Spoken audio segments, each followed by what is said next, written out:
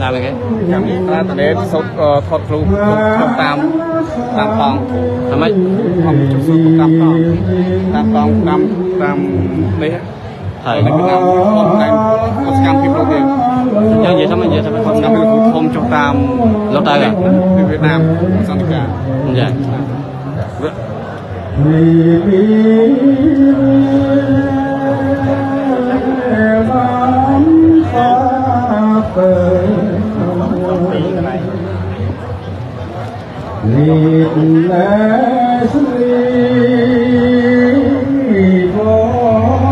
can mười can lại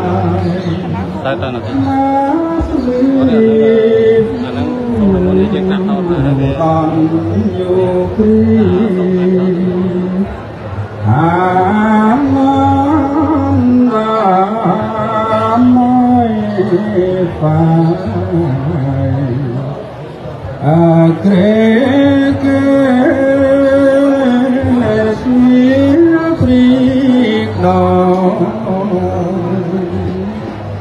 and his soul stays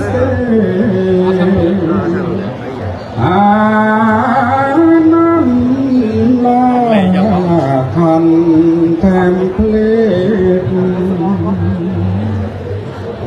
your life these days.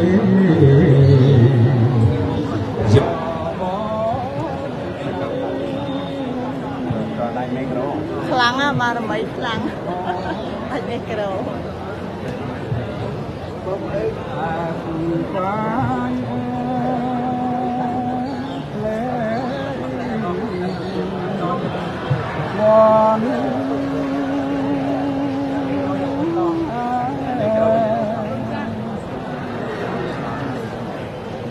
Cái này em masuk hati.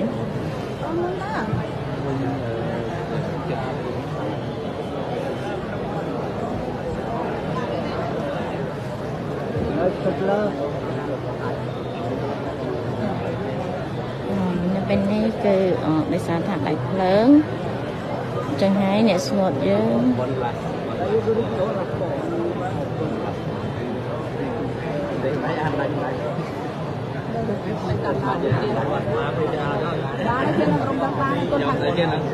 ตูดเตียงก่อนนะโอ้ก่อนนะสมตี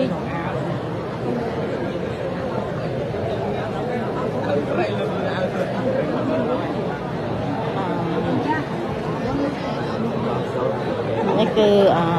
เนี่ยแม่เพชรเนี่ยนำมาหอบนะ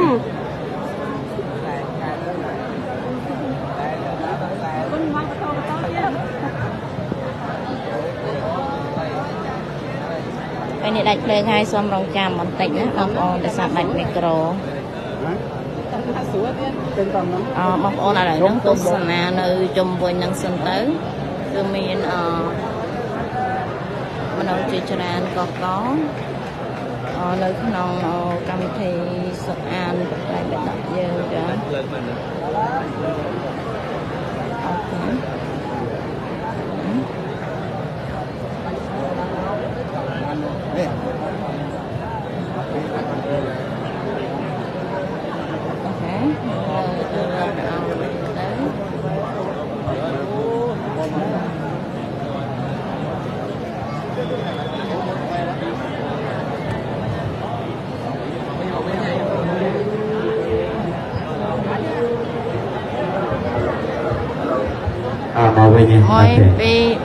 Please continue a little bit and then we chant. We'll chant. Kana nơi long bay cả. Lục rư kana na masuk ka. Kana tay long bay ke pe ở thân nó mới nè. Kana. Lục kia tay ta. Lục rư này nè sân này lục rư. Quạt tăng khăn chứ.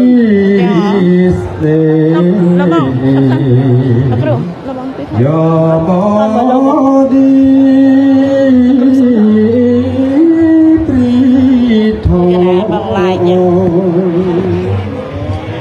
as fire clay born la phong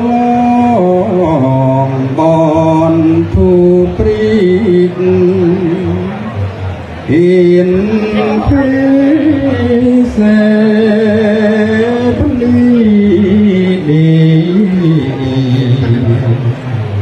Ananda contemplate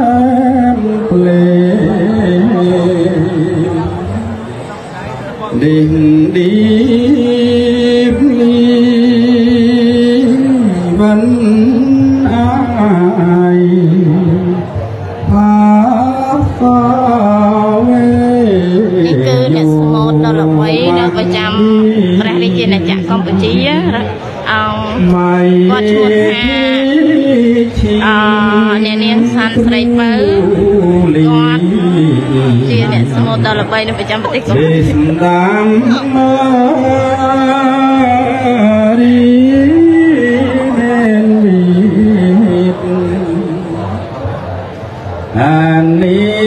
Anyone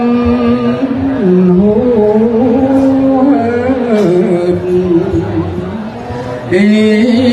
pride and believe who follow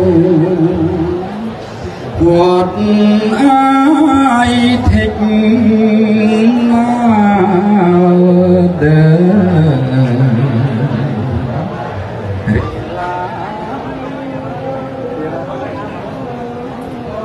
សូមអធិស្ឋាននៅអភ័យទោសផងដែរដោយសារថាមានការរអាក់រអួលផ្នែកបច្ចេកទេសចា៎ នាវណ្ណាថាងធ្វើខំគ្រូលីធូក្រាំអែងខាត់អូហ្វឡាសូមអនុមោទនា Thank you very much, Mr. Bantayan, who sing like a singer, but this is something like a sing, but you can understand. So now I will invite one more to you to listen the Cambodian test of recitation. So please, Sam Triple, please come and take your place.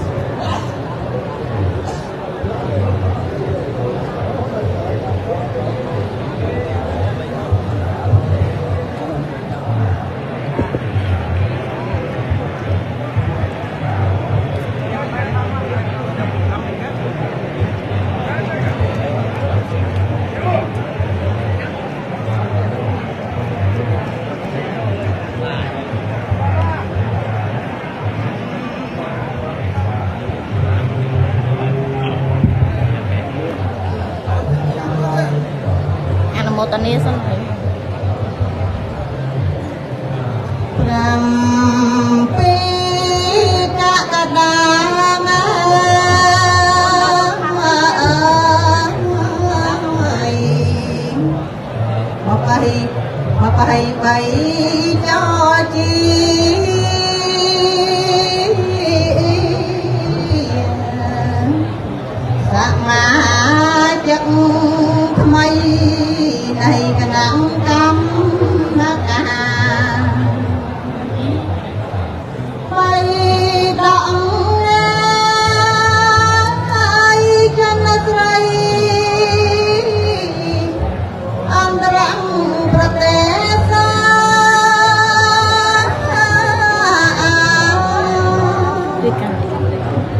cái rồi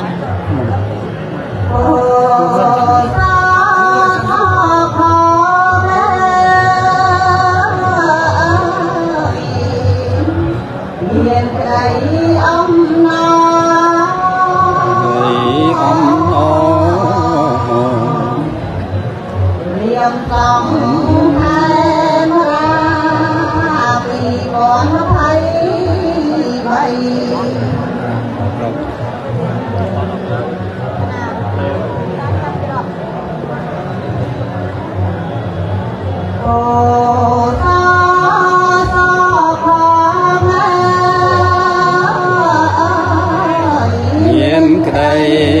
អមណយាមផងថែមរា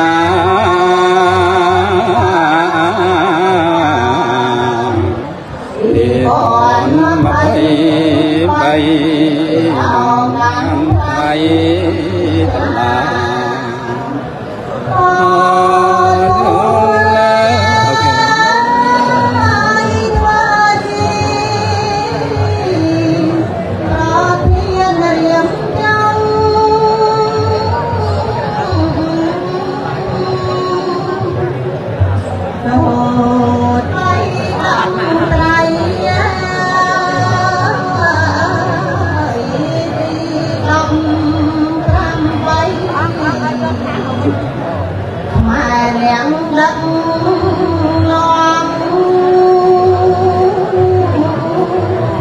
នេះញ៉ាំម៉ាក់ពេញធារីមកពីទឹកដីសហរដ្ឋអាមេរិកទីក្រុង Rochester រដ្ឋមីស៊ីតាបានបម្រើប្រសង់នៅក្នុងការសូត្រត្រៃបិដកលើកទី18ជាអន្តរជាតិទៀត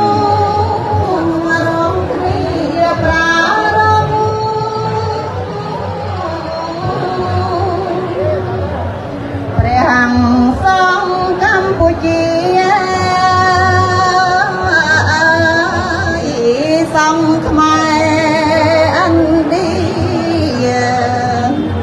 ព្រមគ្នាច្រកមកលុកគ្រូសង្ឃខ្មែរអាមេរិកចិត្តបដិញ្ញាសុខ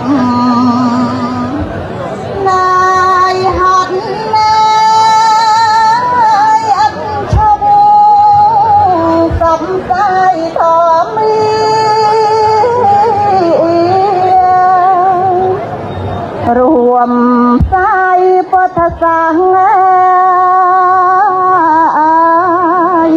វប្បធម៌ចំណាស់ទំនៀមកម្ពុជា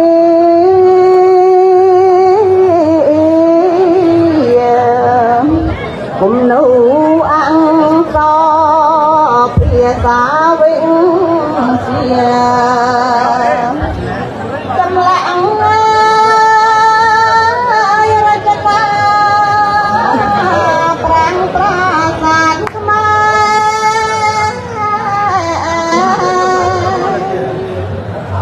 នឹងរួមសាមគ្គី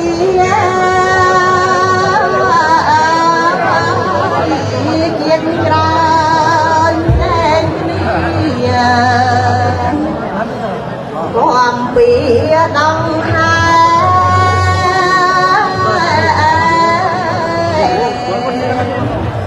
សង្ឃខ្មែ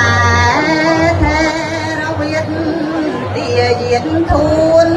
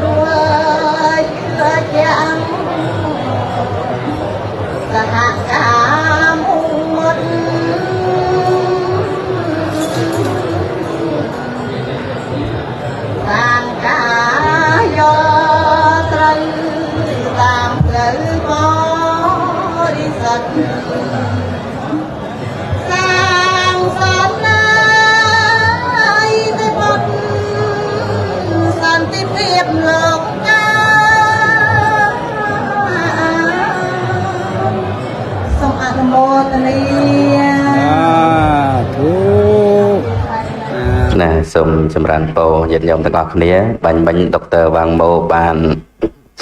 រៀបរាប់អំពីប្រវត្តិត្រុសថ្មសង្ខេបដើម្បីពេលវេលាយើងខ្លីចឹងព្រះគ្រូអាចារ្យកេវលីគឺជាប្រសង់ជនជាតិអាល្លឺម៉ង់ដែលលោកបានបួសរៀននៅប្រទេសថៃហើយបដិបត្តិតាមប្រពៃណីរបស់អាចារ្យឆាដែលជាគ្រូសមាធិដ៏ល្បីមួយអង្គនៅក្នុងពិភពលោកហើយព្រះគ្រូអាចារ្យកេវលីលោកក៏មានបទពិសោធន៍ក្នុងការបដិបត្តិក៏ដូចជាបង្ហាត់បង្រៀននៅសមាធិវិបស្សនាអស់រយៈកាលជាច្រើនឆ្នាំផងដែរហើយលោកក៏បានចូលរួមកម្មវិធីសូត្របត្រៃបេដកនេះគឺតាំងពីឆ្នាំ2016រហូតមកដល់ពេលនេះហើយក៏នៅតែបន្តចូលរួមនិងបានមកសម្ដែងពធទេសនាជារឿយៗអញ្ចឹងសូមត្រេកអរបង្អោនចិត្តដើម្បីរតនាលោកសម្ដែងពធទេសនាដូចតទៅសូមអនុមោទនារមេចលោកា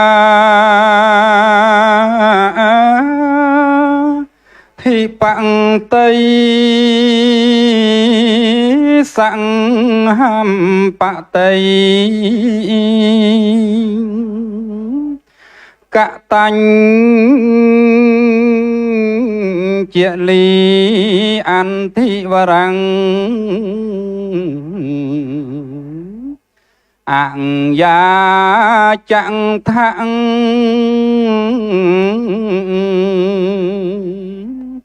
សន្តិធំសត្តាបង្រជៈខង្ជាតិកាទេសេតុងធម្មងអនុកម្មពេងម៉ាំងបង្ជាំង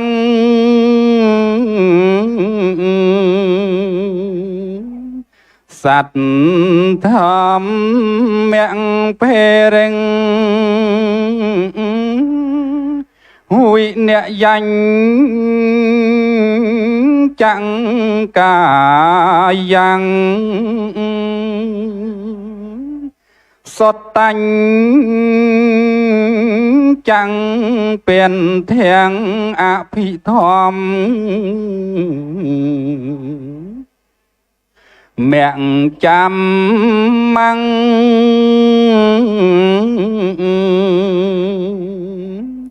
អាកោដាក់យន្តោចាក់តុសាច់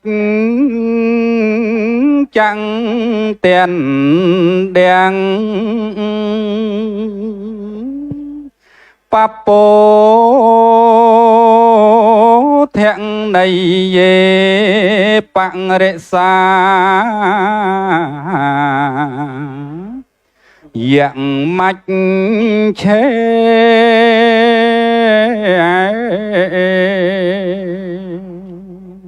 ព្រះសធម្មជាស្គរជ័យព្រះវិន័យជារៀងធំព្រះសូត្រជាខ្សែរំព្រះអង្គពិធមជាស្បែកដាំងព្រះធម៌ជាសូសែងរៀងឡើងចាញ់ចាំងរៀងសីបំភ្លឺ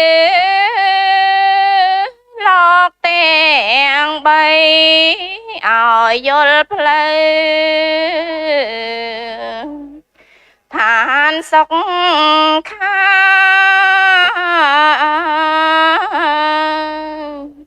សព្វសាធុការជ្រះថ្លាអនុមោទនី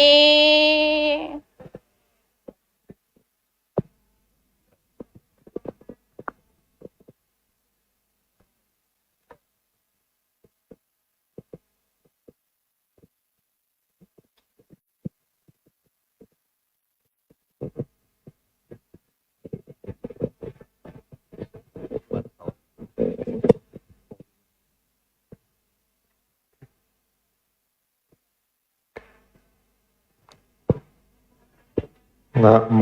ตัสสะภะคะวะโตอะระหะโตสัมมาสัมพุทธัสสะนะโมตัสสะภะคะวะโตอะระหะโตสัมมาสัมพุทธัสสะนะโมตัสสะภะคะวะโตอะระหะโตสัมมาสัมพุทธัสสะพุทธังธัมมังสังฆังนะมัสสามิอิโตปรังสักจังธัมโมโสทโพติសូមនមស្ការចំពោះគុណបរតនត្រ័យដោយសេចក្តីគោរពលំដាប់បន្តទៅនិងរតនាពធទេសនាមកសម្ដែងចែកជូនពុទ្ធបរិស័ទទាំងអស់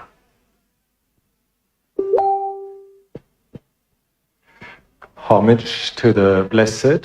the noble and perfectly enlightened, awakened Buddha. Homage to the teachings of Dhamma Vinaya that he entrusted us with, and homage to the Sangha that is practiced well. ថ្វាយបង្គំចំពោះព្រះសម្មាសម្ពុទ្ធដែលបានត្រាស់ដឹងឡើងក្នុងលោកសូមថ្វាយបង្គំចំពោះព្រះធម៌ដែលជាពន្លឺរបស់ពិភពលោកថ្វាយបង្គំដល់ព្រះអរិយសង្ឃដែលជាសង្ឃសាវកដ៏ប្រសើរ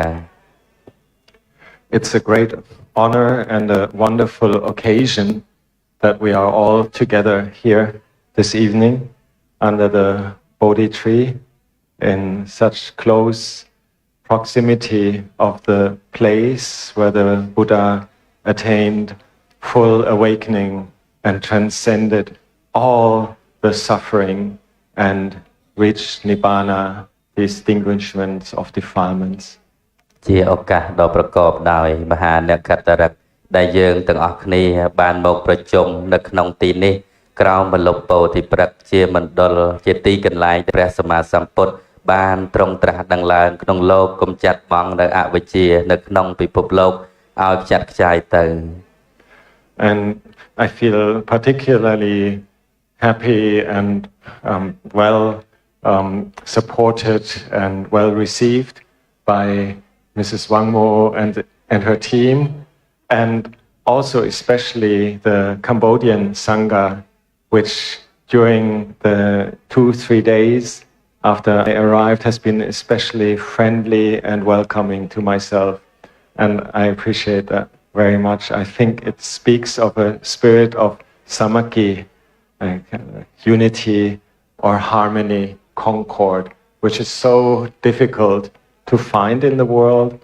and we can start in this place coming together not only from Cambodia, Thailand, India, and all the other countries, including little country far away, Germany,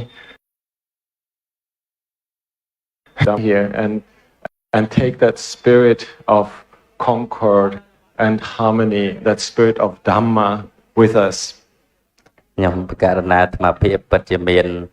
សេចក្តីសប្បាយរីករាយដែលញាតិញោមពុទ្ធបរិស័ទបានទទួលយ៉ាងរាក់ទាក់ជាពិសេសក៏ថ្លែងអំណរគុណដល់ដុកទ័រវ៉ាងម៉ូក្រុមការងារនៃការរៀបចំសូត្រពិធីវិត្រៃបិដកហើយជាពិសេសនោះគឺកម្ពុជាដែលជាម្ចាស់ជាប្រធាននៅក្នុងការរៀបចំពិធីស្ត្រៃបិដកអន្តរជាតិនៅដែនដីពុទ្ធគយានេះថ្មីត្បិតតែលោកនិមន្តមកពីប្រទេសអាល្លឺម៉ង់ឬក៏ញាតិញោមពុទ្ធបរិស័ទអញ្ជើញមកពីប្រទេសតាមបណ្ដាលរដ្ឋនានាក៏ដោយតែបានមកជួបប្រជុំគ្នានៅក្នុងទីនេះ I would also like to ask permission by all the Mahatheras that are kindly attending, even though I'm a rather junior monk, and it is maybe not the most direct connection to the Tipitaka in the sense that I personally have never studied Pali, but the Pali language is very dear to me, and particularly what we're doing today, for example, reciting the Vinaya or reciting the Dhamma as in previous years, is something that is so meaningful. And like all of you, we accumulate or gather more and more of the understanding of the language of the Buddha. And I must say, I was always a bit lazy to really learn Pali, but I take every chance to make sense of it as much as I can. So I'm very appreciative of this opportunity. ខ្ញុំកណាអាត្មាភាពសូមខន្តីអធិស្ឋានពីសំណាក់ព្រះមហាថេរានុថេរៈគ្រប់ព្រះអង្គដែលមានភាសាច្រើនជាងលោកហើយខ្ញុំកណាអាត្មានេះក៏ជាអ្នកមិនបានសិក្សាអីជ្រៅជ្រះច្រើនដែរជាពិសេសគឺតាក់ទងទៅនឹងភាសាបាលីប៉ុន្តែអ្វីដែលបានស្វាធ្យាយតាំងពីពេលព្រឹករហូតមកដល់ល្ងាចនេះគឺគម្ពីរព្រះវិន័យបិដកដែលកណាគុណចាស់ញាតិញោមជាពិសេសដឹកនាំដោយព្រះសង្ឃខ្មែរយើងបានស្វាធ្យាយហើយនោះគឺមានអត្ថន័យជ្រាលជ្រៅប្រកបដោយខ្លឹមសារដ៏អស្ចារ្យដែលជាមេរៀនរបស់ព្រះសម្មាសម្ពុទ្ធជាពុទ្ធបញ្ញត្តិ So one of the things that I can feel very much being in India or in Thailand, and I'm sure I would feel the same in any of the other countries or in Cambodia, is the connection to the kind-heartedness that comes from practicing Dhamma, and not only from the philosophy as the theory, what the Buddha taught, but from the heart, from the feeling of relating to other human beings as human beings in the same way that we know ourselves, we know other human beings. We're subject to old age, sickness and death. We're brothers and sisters in that predicament that we're struggling to find happiness in life. So this is very beautiful to see the Dhamma coming from the heart, trying to make all of us feel more peaceful and at ease with the difficult situation that we have in life. All of us, whether we're in Asia or whether in Europe, America. As I mentioned yesterday, I think the world is not in a good shape and it needs a lot of the heart energy of people like you and me to help cure the defilements and the dark sides of people's character. មិនថាយើងមកពីទីណាក៏ដោយជាជនជាតិខ្មែរជនជាតិថៃឬមកពីអឺរ៉ុបមកពីអាមេរិកកាំងយើងទាំងអស់គ្នាសុទ្ធតែត្រូវការព្រះធម៌ហើយអ្វីដែលពិសេសនោះគឺយើងមានព្រះធម៌នៅក្នុងចិត្តនៅក្នុងក្រអៅបេះដូងរបស់យើងដូច្នេះយើងបដិបត្តិព្រះធម៌ស្ថិតនៅក្នុងខ្លួនយើងគ្រប់កាលគ្រប់ពេលវេលាទាំងអស់មានតែព្រះធម៌ទេទើបអាចរំដោះយើងចេញចាស់អំពីសេចក្តីទុក្ខក្នុងសង្សារវដ្តបាន And it is so fascinating to see how many details the Lord Buddha had already seen at the time of his life so long ago, but there's so many aspects that are so relevant these days that we can only benefit from it. One thing that is very well known all over the world and also very much in India these days is the practice of meditation, vipassana for example, or any kind of meditation that we can do in order to balance ourselves and come back to the spirit of true Dhamma. That means an acceptance of the situation and gaining wisdom from it. ព្រះធម៌របស់ព្រះដ៏មានព្រះភិក្ខមានតម្លៃយ៉ាងជ្រាលជ្រៅហើយមានច្រើនប៉ុន្តែអ្វីដែលសំខាន់នោះគឺសមាធិវិបស្សនាដែលជាទីចាប់អារម្មណ៍របស់ជានានុជនយ៉ាងច្រើនទូទាំងពិភពលោក So when we do meditation, it doesn't always mean that we're sitting still. It can also mean that we're walking or even moving around in our daily life, as we know from the Satipatthana Sutta, like even mundane things like needing to go to the restroom, the Buddha included in his practice of being aware, because there's almost everywhere that we can learn something from. The dukkha that is apparent in so many little situations. We need to find it and see it and then approach it with wisdom and then get over the difficulties. ដោយញាតិញោមសាធុសប្បុរសបានដឹងហើយការចម្រើនសមាធិនេះមិនចាំបាច់តតែអង្គុយបិទភ្នែកនៅមួយកន្លែងទេសូម្បីតែយើងធ្វើការក្នុងជីវិតប្រចាំថ្ងៃយើងដើរទៅនេះទៅនោះនេះក៏ជាការ ចម្រើននៅសមាធិបានដែរដោយដែលព្រះសុទ្ធមានប្រភាកបានទ្រង់សម្ដែងនៅក្នុងសតិប្បដ្ឋានសូត្រនេះគឺជាវិធីដែលយើងអាចយកមកបដិបត្តិចម្រើននៅសមាធិនៅក្នុងកិច្ចការងារប្រចាំថ្ងៃរបស់យើង And when we come to a sacred place, a place that is sacred or holy to our own hearts and feelings and means something to us, has so much relevance for ourselves, we approach it with much mindfulness, awareness and respect. And this is something I feel is also an offering of the old cultures of Buddhism in Asia, in every country, respectful ways of dealing with each other. From the way we greet each other, from the way we move our bodies, from the way we talk with each other, all the way to our actions. This is a beautiful offering, and I can sense this particularly here and in the Maha Bodhi Vihara, where we can see so many different expressions of respect and giving honor or homage to that which should be honored and homaged. ខ្ញុំបកណាអាត្មាភាពអង្កេតឃើញថានៅក្នុងមណ្ឌលពោធិព្រឹក្សនេះគឺញាតិញោមពុទ្ធបរិស័ទទាំងអស់មានសេចក្តីគោរពបដិសន្ធារៈគិរវតាចំពោះគ្នាទៅវិញទៅមកទៅតាមបែបបទនៃប្រពៃណីដ៏យូរលង់មកហើយតាមបណ្ដាប្រទេសនានាដែលនេះបង្ហាញចេញអំពីគុណធម៌មួយអំពីផ្លូវចិត្តរបស់យើងដែលប្រកបទៅដោយសេចក្តីគោរពមិនត្រឹមតែការគោរពចំពោះគ្នាទៅវិញទៅមកនោះទេប៉ុន្តែការគោរពចំពោះទីកន្លែងជាពិសេសនៅក្រោមម្លប់ពោធិព្រឹក្សជាមណ្ឌលត្រាស់ដឹងនៃព្រះសម្មាសម្ពុទ្ធនេះឯង And this is something I believe in modern life sometimes gets lost, that people respect each other and have good manners in the way we interact with each other. Sometimes there's so much business that we don't see the other person as a human being anymore and override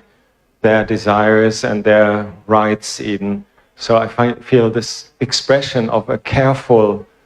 respect and a careful defiance even, where we submit ourselves thinking others may be actually more clever, more intelligent or more suitable for certain situations. This defiance and this humbleness is something really important, and I see that very beautifully expressed in this place under the Bodhi tree here. ការគោរពគ្នានេះពិតជាមានសារៈសំខាន់យ៉ាងក្រៃលែងហើយសប្តាហ៍ថ្ងៃហ្នឹងការគោរពតាមបែបប្រពៃណីនីមួយៗហ្នឹងស្ទើរតែបាត់បង់ក៏សឹងតែថាបានពីព្រោះមនុស្សលែងឲ្យតម្លៃគ្នាលែងគោរពគ្នាហើយការរីកចម្រើននៃសម្ភារៈនៅក្នុងពិភពលោកនេះដូចជាការដែលជាប់រវល់មមាញឹកដោយកតបកិច្ចការបំពេញកិច្ចការងារប្រចាំថ្ងៃក៏មនុស្សតែងតែកាត់បន្ថយឬក៏ចាប់ផ្ដើមបាត់បង់នៅការគោរពដល់គ្នាទៅវិញទៅមកនេះក៏ជាហេតុមួយដែលយើងត្រូវគិតគូរពិចារណាឡើងវិញពីព្រោះណាពុព្វបរិសនៃប្រទេសនីមួយៗតែងមានការគោរពទៅតាមបែបប្រពៃណីរៀងខ្លួនដែលជារឿងដ៏ល្អប្រសើរសម្រាប់មនុស្សក្នុងការបដិបត្តិក្នុងកិច្ចវត្តប្រចាំថ្ងៃ And other than many people these days think about religion, we do this with very good reasons. We have a very clear path. We're not blindly paying respects. We're not worshipping or asking for anything. We're just expressing our inner feeling of respect, of thinking in higher terms when we meet a place or a person that has got much Dhamma. So the idea that we don't need to have these rituals and all the ceremonies of the sasana, I think if one comes here, you can see how far it is from what we experience right now. We have a lot of nourishment, a lot of good feelings coming up through this beautiful, respectful way to each other. And if we can only do that much, then I believe the world will be a better place. We can be respectful and honoring each other and respecting that which is sacred. ការគោរពគ្នានេះធ្វើឲ្យមនុស្សកាន់តែខ្ពង់ខ្ពស់មានតម្លៃមិនមែនធ្វើឲ្យមនុស្សទន់ទាបនោះទេដូចជាការដែលយើងគោរពបូជាចំពោះគុណរបស់ព្រះសម្មាសម្ពុទ្ធក៏មិនមែនក្នុងន័យនៃការសុំបន់ស្រន់បួនសួងអ្វីមួយអំពីព្រះសម្មាសម្ពុទ្ធនោះដែរតែនេះបង្ហាញអំពីភក្តីភាពប្រសិនបើមនុស្សយើងគ្រប់គ្នាអាចធ្វើរឿងនេះបានបន្តនៅការគោរពដល់គ្នានឹងគ្នានោះពិភពលោកទាំងមូលនឹងកាន់តែស្រស់ស្អាតឡើង And even if we meet people that have no idea about the Buddha's teachings, for example, when I go back to my home country and I meet my former teachers from university or friends, I find it so fascinating how quickly people resonate with the meaning of the things that we do, with the Dhamma, with the teachings of the Lord Buddha, the underlying reasons why we do things, and just the idea that we're developing wisdom in our actions. It really comes across directly to so many people when we talk with others and explain what we're doing. We do things beautifully, humbly, and then if somebody asks us, why are you doing this? We are not short of any answers because the Dhamma of the Buddha is so full of good answers for all these difficult questions that people face.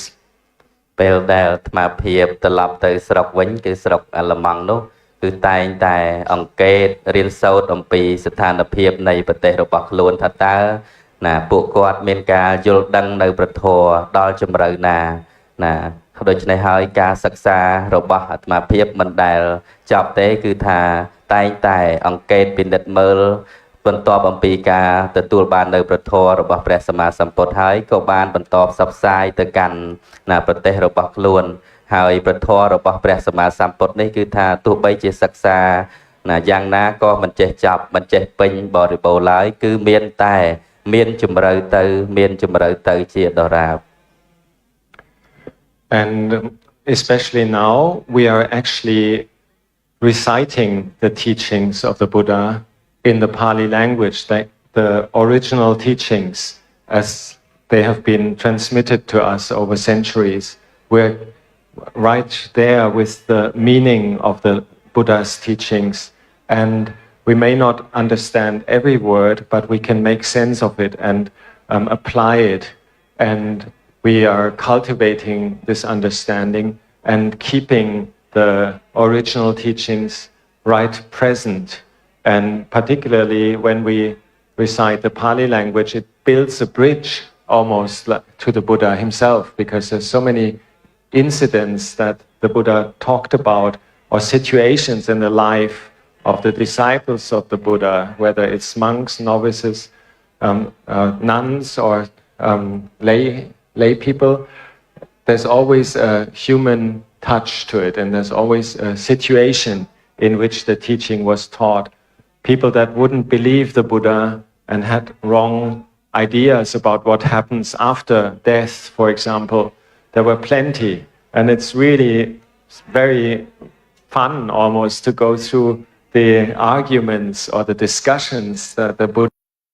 had in this area, walking through the towns of Ratchagiya or Gaya and explaining to people what the truth is about life and how it actually manifests. យើងបានមកសូត្រនៅបត្រៃបិដកជាភាសាបាលីជាពុទ្ធវចនៈដើមទោះបីជាយើងបានយល់ខ្លះមិនយល់ខ្លះក៏ដោយប៉ុន្តែនេះគឺជាការបណ្ដុះនៅឧបនិស្ស័យនៅក្នុងព្រះធម៌និងព្រះវិន័យរបស់ព្រះសម្មាសម្ពុទ្ធគម្ពីរវិន័យបិដកនេះមានជំរឿហើយការកកើតឡើងនៃគម្ពីរវិន័យបិដកនេះគឺដោយសារតែមានរឿងរ៉ាវជាច្រើនបានកើតឡើងនៅប្រទេសឥណ្ឌានៅពេលដែលព្រះសម្មាសម្ពុទ្ធបានត្រាស់ដឹងឡើងក្នុងលោកហើយបានទ្រង់ស្ថាបនានៅសហគមន៍សង្ឃ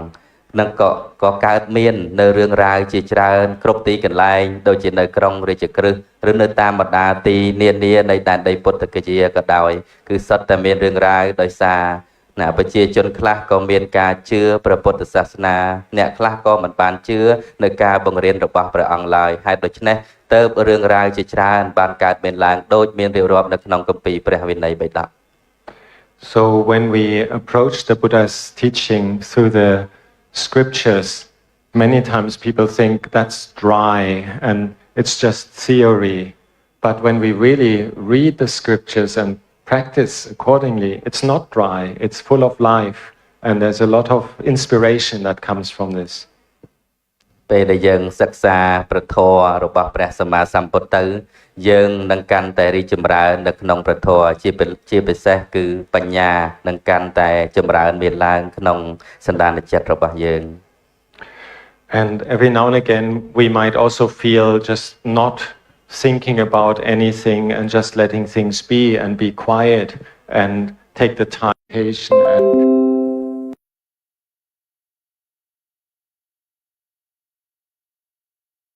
we need time to be with ourselves បញ្ហាទាំងអស់ចេញអំពីសន្តានចិត្តរបស់យើង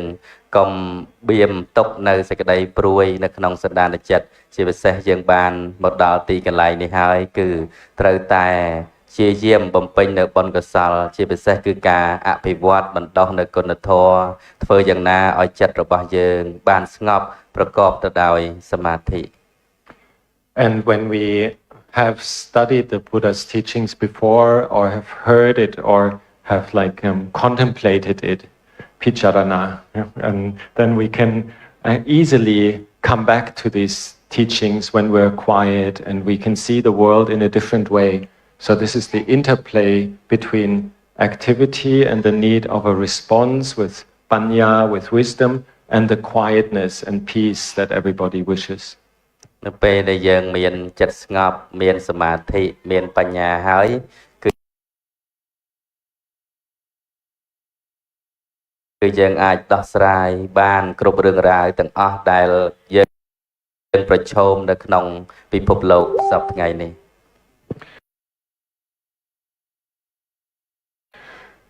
So when we practice meditation, many things that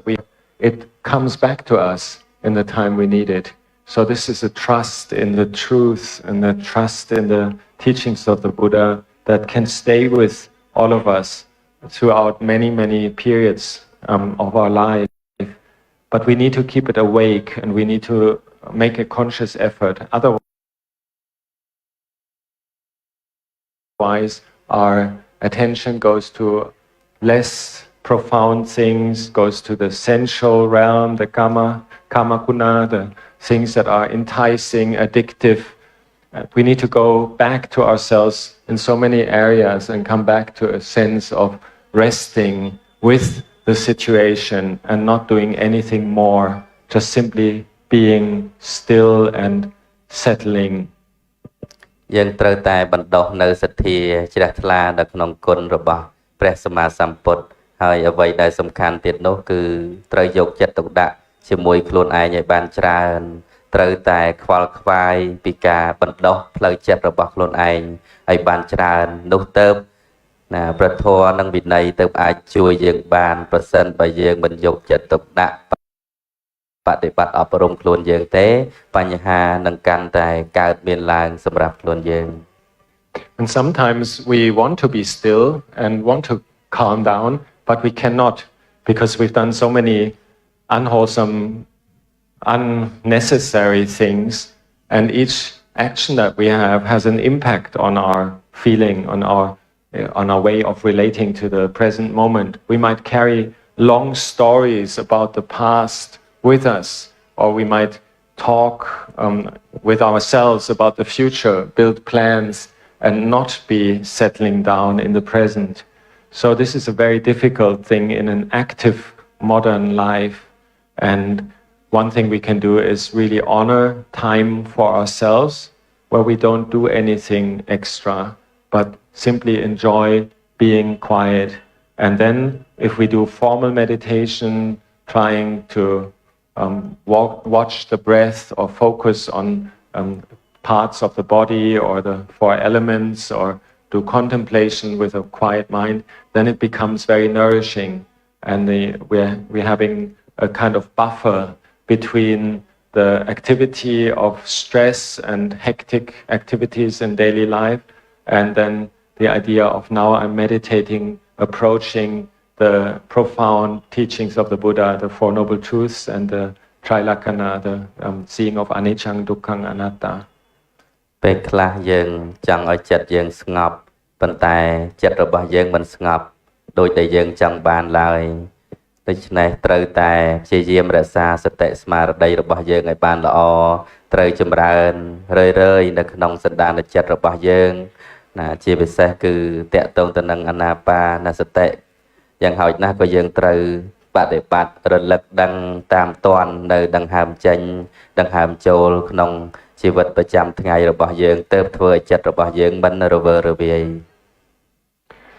I find this very important that we have skillful means to support our meditation and not just the idea I need to stop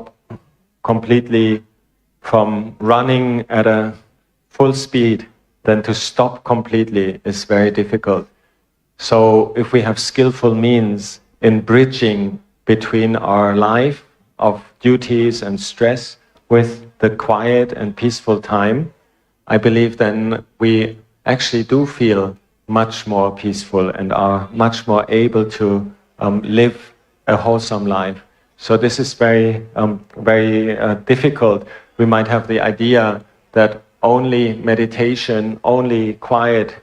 time is the pinnacle, the highest thing of the Buddha's teachings. But I believe it's the whole of the Eightfold Path with all the skillful means and all the little gestures of practice, respect, or inclining ourselves to the Dhamma that will then come together in a peaceful, well-balanced mind. សេចក្តីស្ងប់ស្ងាត់គឺជាគុណធម៌ដ៏កំពូលនៅក្នុងការទូន្មានព្រានប្រដៅរបស់ព្រះសម្មាសម្ពុទ្ធហើយក៏ជាធម៌មួយនៅក្នុងអរិយអដ្ឋង្គិកមៈដែលជាផ្លូវនាំទៅរកការត្រាស់ដឹងរួចរំដោះចាកទុក្ខផងដែរ And we probably all know about the significance of dana and sila, generosity and the willingness to sacrifice for other people, and sila to have an impeccable conduct in the wholesome and not violate the rights and the spheres and the interests of other people, but live harmoniously with dana and sila, supporting each other and being ethically impeccable, which is something that I believe many Buddhists are not aware of how much importance sila and dana actually has for the practice of meditation. ប្រហែលជាញាតិញោមបានយល់ដឹងច្រើនហើយអំពីទានសិលនិងភាវនាដែលជាគុណធម៌ដ៏សំខាន់នៅក្នុងព្រះពុទ្ធសាសនាការដែលយើងធ្វើទានគឺជាការជួយសង្គ្រោះដល់គ្នានឹងគ្នាជួយសង្គ្រោះដល់មនុស្សទូទៅដែលកំពុងអត់ឃ្លានរីឯការរក្សាសិលគឺជាការសង្រួមនៅកាយវាចានិងអប់រំបន្ទុំចិត្តរបស់យើងឲ្យមានរបៀបមានវិន័យរីឯសមាធិគឺជាគុណធម៌ចម្រើននៅក្នុងផ្លូវចិត្តរបស់យើងប្រកបទៅដោយសេចក្តីស្ងប់ប្រកបទៅដោយសតិ And again going back to the Buddha himself, it's so beautiful how the Buddha found skillful means in addressing people in different situations of life. And for example, he would teach people about the highest truths of the Four Noble Truths only if they were ready for it. For example, we have talk on dana, sila, the rewards of dana and sila, the heaven realms, and all the things that are common in so many religions, like the feeling of doing good things and getting a reward for them and being happy with that, being fully grateful for a situation. We can see that the Buddha so many times didn't directly talk about the Four Noble Truths, but he quoted what is known as the Anupuppikatha, where he gradually inclines a mind of somebody in a difficult situation to be able to accept this situation and then face the truths about suffering. ណាដូចជាអរិយសច្ចៈទាំង4នៅក្នុងពុទ្ធសាសនាគឺជាធម៌ដ៏មានចម្រូវហើយជាអ្វីដែលព្រះសម្មាសម្ពុទ្ធតែងតែសម្ដែងប្រោសដល់ប្រជាជនទាំងអស់គ្រាន់តែពេលខ្លះព្រះអង្គមិនបានសម្ដែងចំនោះទេតែព្រះអង្គប្រើជាវិធីសាស្ត្រនៅក្នុងការលើកទឹកចិត្តនៅក្នុងការដោះស្រាយនៅវិបត្តិផ្លូវចិត្តនានាហើយបានជួយទៅដល់មនុស្សជាតិយ៉ាងច្រើន Yet at the same time, it doesn't mean that we have to wait with inclining our minds to the higher truths. They are always there, whether we realize them or not. The truths about impermanence, about suffering, and about non-self, they are always there. And I believe all of us have had insights when these things become really clear on certain levels. We think, yes, that makes sense. Yes, that's really true. Life is not sure. Yes, I will die at some point. But then we forget about them again, and we lose the inclination towards these difficult truths. But when they come, and we actually feel uplifted and joyful, and this is possible all the time. It's not just after doing 120,000 rituals or dedications or prostrations or things that we could count or so. It actually could happen that on the first occasion that somebody pays respects to Buddha, Dhamma, Sangha, he or she realizes the truth. As we see in the suttas so many times, a small trigger can sometimes open up all the Dhamma that is already there. ការពិចារណានៅត្រៃលក្ខធម៌ដូចជាការពិចារណាអំពីសេចក្តីពិតក្នុងជីវិតដែលយើងជួបប្រទះរៀងរាល់ថ្ងៃនេះគឺគ្មានអ្វីដតីអំពីភាពបន្ទាងការប្រែប្រួលសេចក្តីទុក្ខភាពលំបាកព្រមទាំងអ្វីដែលមិនអាចស្ថិតទៅតាមបំណងដែលយើងចង់បាននេះគឺជាសច្ចធម៌មួយដ៏ពង់ខ្ពស់ដែលយើងគួរតែចម្រើន I guess one can say we shouldn't practice it externally, but we should practice from the inside. យើងគួរបដិបត្តិនៅខាងក្នុងមិនមែនគ្រាន់តែតាមបបោមាត់ខាងក្រៅទេប្រធមត្រូវតែ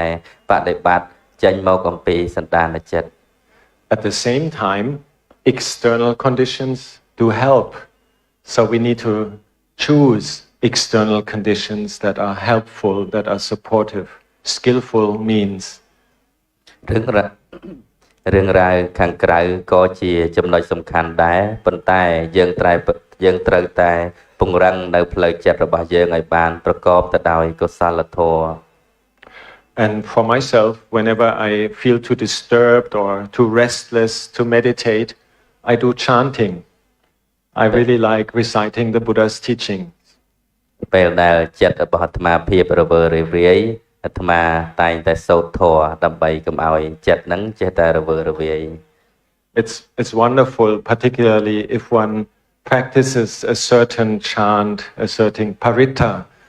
all through different situations of life. They become like a guiding light for oneself. It's like a friend. You can always take it along and it will teach you at some point when you need it. ការសូត្រធម៌មានឥទ្ធិពលខ្លាំងណាស់ញាតិញោមពុទ្ធបរិស័ទទាំងអស់មិនថាយើងស្ថិតនៅក្នុងស្ថានភាពយ៉ាងណាក៏ដោយក្នុងជីវិតបើញាតិញោមចាប់ផ្ដើមសូត្រធម៌សូត្រនៅព្រះបរិត្តគឺអាចជួយយើងបានច្រើនមែនទែន So when we come together to do particularly this very beautiful whole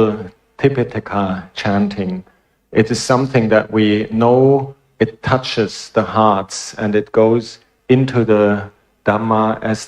as a friend being there ready for us when we need it. And we should not feel ashamed of simply repeating the words of the Buddha because these words can open the door to our heart and we have them ready through repeating them, through memorizing them and keeping them in mind. We are mindful of the Buddha's teachings and then they help to get over the difficulties of life. ជាការប្រសើរណាស់ដែលយើងបានមកសូត្របត្រៃបិដកជាភាសាបាលីពីព្រោះការសូត្រស្វាធ្យាយនៅពុទ្ធវចនៈនេះទោះបីដដែលយ៉ាងណាក៏ដោយសូមញាតិញោមពុទ្ធបរិស័ទ កំធុញទ្រាន់ក៏មានភាពអាម៉ាស់ដោយសារការសូត្រនេះនឹងបានជួយជាច្រើនសម្រាប់ការអភិវឌ្ឍរបស់យើងនៅក្នុងការបដិបត្តិនៅព្រះធម៌វិន័យរបស់ព្រះសម្មាសម្ពុទ្ធ Just a few weeks ago, I was in England and there was a young group of students visiting the monastery. I believe many of you have similar situations that people from school come and they want to know something and they're worried about things and they actually would like to practice the religion or Buddhism, which is quite a modern thing in the Western world. So they're interested and then they tell you about their problems. And I would, as a monk, I would immediately have a dozen of answers which I could recommend. Some things like, if you cannot sit meditation, never mind, then walk Chankama, Jongkrom, yeah? Jongkrom. And you can do that. You can do walking meditation. Or like, if you don't want to walk or it's too embarrassing to walk up and down in your garden or so, you think, what are my friends saying about me? Then maybe do some chanting. Chant the Metta Sutta, for example. But then, talking to the students, they don't know a thing. They have never memorized the Metta Sutta. They have never introduced themselves to walking Jongkrom. They don't have the foundation yet. And then sometimes I sigh, okay, maybe I should recommend these young folks, maybe do some sports and do some music, find some time where you're with yourself at least. Or go on a walk by yourselves. No need to take your telephone along. Just be with yourself. Be in nature. Find time for yourself. ថ្ងៃមួយនៅប្រទេសអង់គ្លេសហ្នឹងមានសិស្សសាលាមកចូលរៀននៅវត្តហើយពួកគាត់បានសួរនាំយ៉ាងច្រើនតាក់ទងនឹងវិធីចម្រើនសមាធិព្រោះគាត់មិនអាចអង្គុយបានយូរអង្គុយទៅចិត្តចេះតែរវើរវាយអញ្ចឹងអាត្មាភាពក៏បានលើកទឹកចិត្តឲ្យគាត់បដូរអិរិយាបថពីការអង្គុយនឹងទៅជាដើរចង្ក្រមភាវនាអញ្ចឹងញាតិញោមក៏អាចធ្វើបានបើយើងអង្គុយសមាធិយូរមិនកើតទេយើងបដូរអិរិយាបថយើងអាចដើរចង្ក្រមអញ្ចឹងទៅឬក៏សូត្រធម៌ក៏បានដែរនៅពេលដែលចិត្តរបស់យើងរវើរវាយមិនស្ងប់យើងអាចបែរទៅជាការសូត្រធម៌វិញដើម្បីជួយឲ្យផ្លូវចិត្តរបស់យើងបានស្ងប់ And I apologize for giving a personal example. Even my dear mother, when she looks at the news these days and she's alone at home, she gets nightmares and she cannot sleep because of all the dukkha in the world and it's right in front of her in the television. And being alone, she's facing this all the time. And so she asked me, what do I do if I have nightmares? And I was talking about metta bhavana,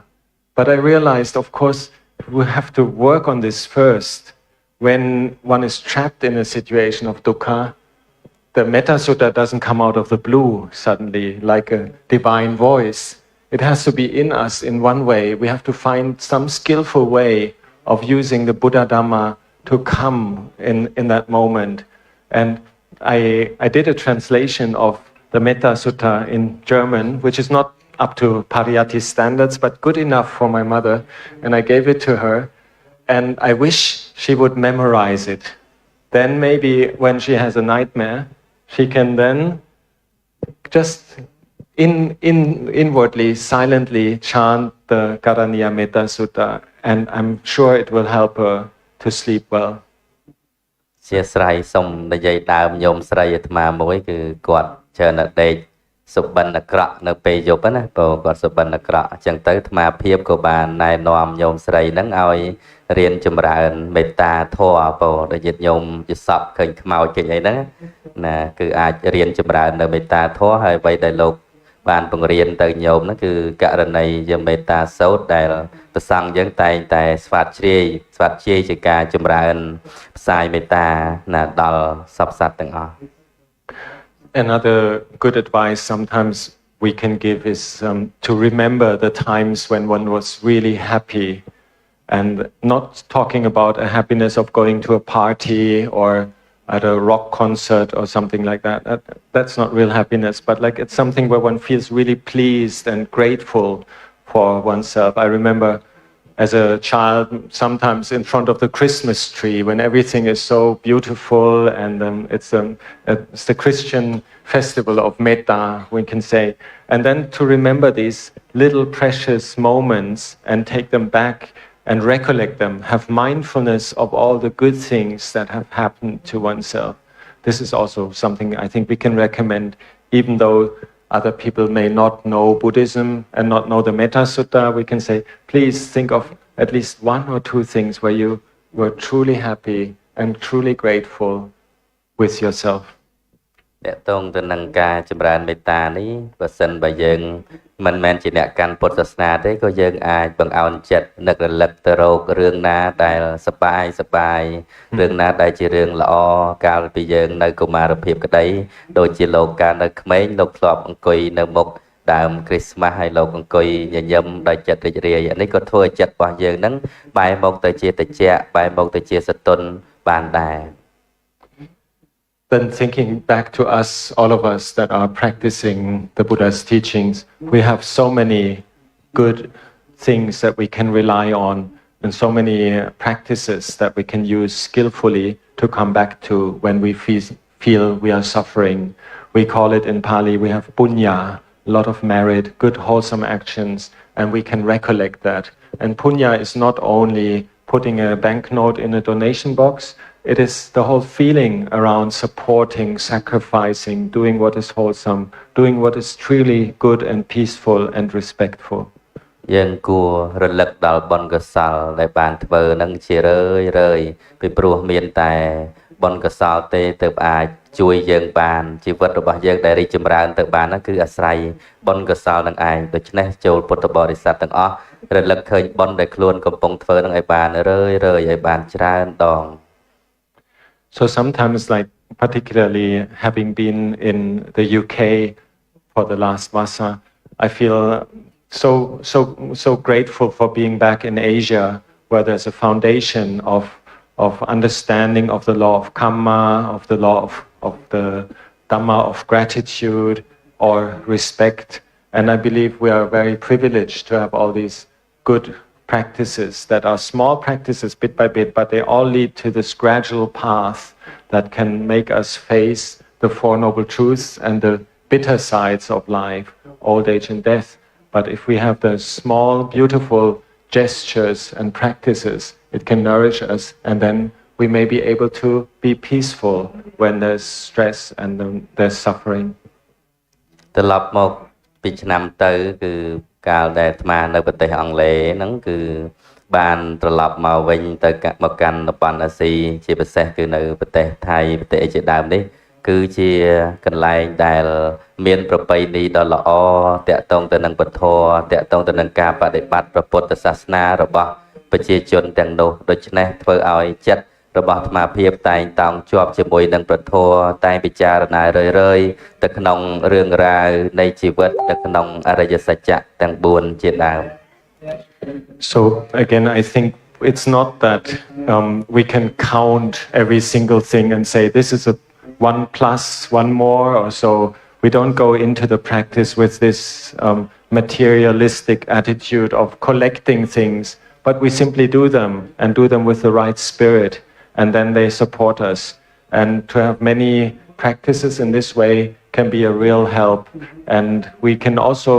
communicate this to other people if we find a creative way of being friendly and respectful to others and make bridges and find ways of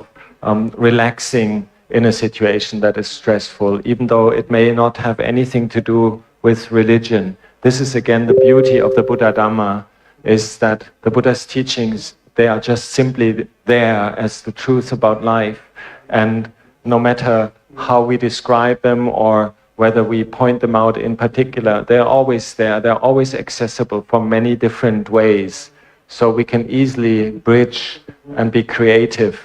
to people that think otherwise. That's why Buddhism is such a beautiful, tolerant religion. We can easily find the common ground. And if we cannot talk about Mahasatipatthana, then maybe we talk about gratitude or something that our friends will understand directly. លំអរបស់ព្រះធម៌មានច្រើនបែបច្រើនយ៉ាងតែមិនបាច់និយាយអ្វីដោយជ្រៅទេគឺសំបីតែការដែលយើងមាននៅភាពរាក់ទាក់រស់រាយស្រស់ស្រាយនិងមានការគោរពចំពោះគ្នាទៅវិញទៅមកនេះក៏ជារឿងដែលល្អហើយសម្រាប់ការបដិបត្តិនៅក្នុងធម៌វិន័យរបស់ព្រះសម្មាសម្ពុទ្ធហើយអ្វីដែលសំខាន់នោះគឺយើងត្រូវធ្វើចិត្តយ៉ាងណានៅក្នុងពិភពលោកដែលពោពេញទៅដោយភាពមមាញឹកពិភពលោកដែលពោពេញទៅដោយសេចក្តីទុក្ខនោះ And many times people in worldly society, they look at the teachings as a philosophy, they look at them as a theory, they look at them as, yes, this makes sense, that is already good, but actually then to take the teachings from the head, from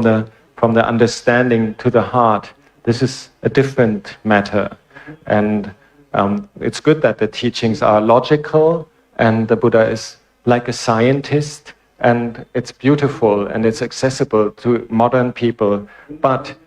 not every scientist that has heard about the Buddha's teachings will be immediately free from dukkha because he doesn't put in the work into it and he doesn't connect to the heart, doesn't practice it. ព្រះពុទ្ធដូចជាអ្នកវិទ្យាសាស្ត្រដ៏ពូកែមួយរូបដូច្នេះការដែលបានសិក្សានៅព្រះធម៌នេះអ្នកខ្លះអាចស្ដាប់យល់ទៅតាមការគិតប៉ុន្តែអ្នកខ្លះក៏បានចាប់យកព្រះធម៌ដោយការយល់នៅក្នុងសន្តានចិត្តមិនមែនគ្រប់គ្នាដែលបានទទួលនៅព្រះធម៌ហើយសុទ្ធតែបានយល់បានបដិបត្តិបានពលត្រូវនោះទេតួយ៉ាងអ្នកវិទ្យាសាស្ត្រមួយចំនួនអាចធ្លាប់ឮធម៌ប៉ុន្តែក៏មិនបានយល់ព្រះធម៌ដែរពីព្រោះគេមិនបានដាក់ព្រះធម៌នៅក្នុងក្រអៅបេះដូងឡើយគេដាក់ព្រះធម៌ត្រឹមតែក្នុងខួរក្បាលប៉ុណ្ណោះ I can share another story. One time, as a monk already, I returned to my old university and unexpectedly I met my old professor of physics and he was surprised to see me in the robes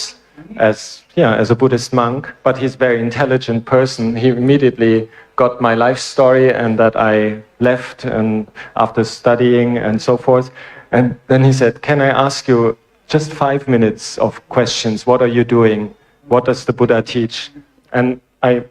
he had a sequence of very quick, intelligent questions, one by one. Within 5 minutes, the whole of the Buddha Dhamma was accessible to him, but he's still not free from suffering. He was intelligent to hear it, but he hasn't yet realized it. ពេលដែលអាត្មាទៅត្រឡប់ទៅស្រុកវិញជួបជាមួយគ្រូដើមគឺសាស្ត្រាចារ្យដែលធ្លាប់រៀនជាមួយហើយគ្រូក៏បានសួរថាតើលោកម្ចាស់មានពេលប្រហែលជា5នាទីទេចង់សាកសួរអំពីព្រះពុទ្ធសាសនាហើយអាត្មាភាពក៏បានពន្យល់នៅក្នុងរយៈពេល5នាទីហ្នឹងឃើញថាលោកសាស្ត្រាចារ្យគាត់ចាប់បានច្រើនមែនទែនប៉ុន្តែទោះបីជាគាត់បានយល់ក៏ពិតមែនមិនមានន័យថាគាត់បានរួចចាកអំពីទុក្ខនោះដែរ So what I derive from this is also that we don't need to be ashamed of the Buddha's teachings. They are approved of by the wise. And like the Buddha taught something that all the wise people will immediately understand and say, this is correct.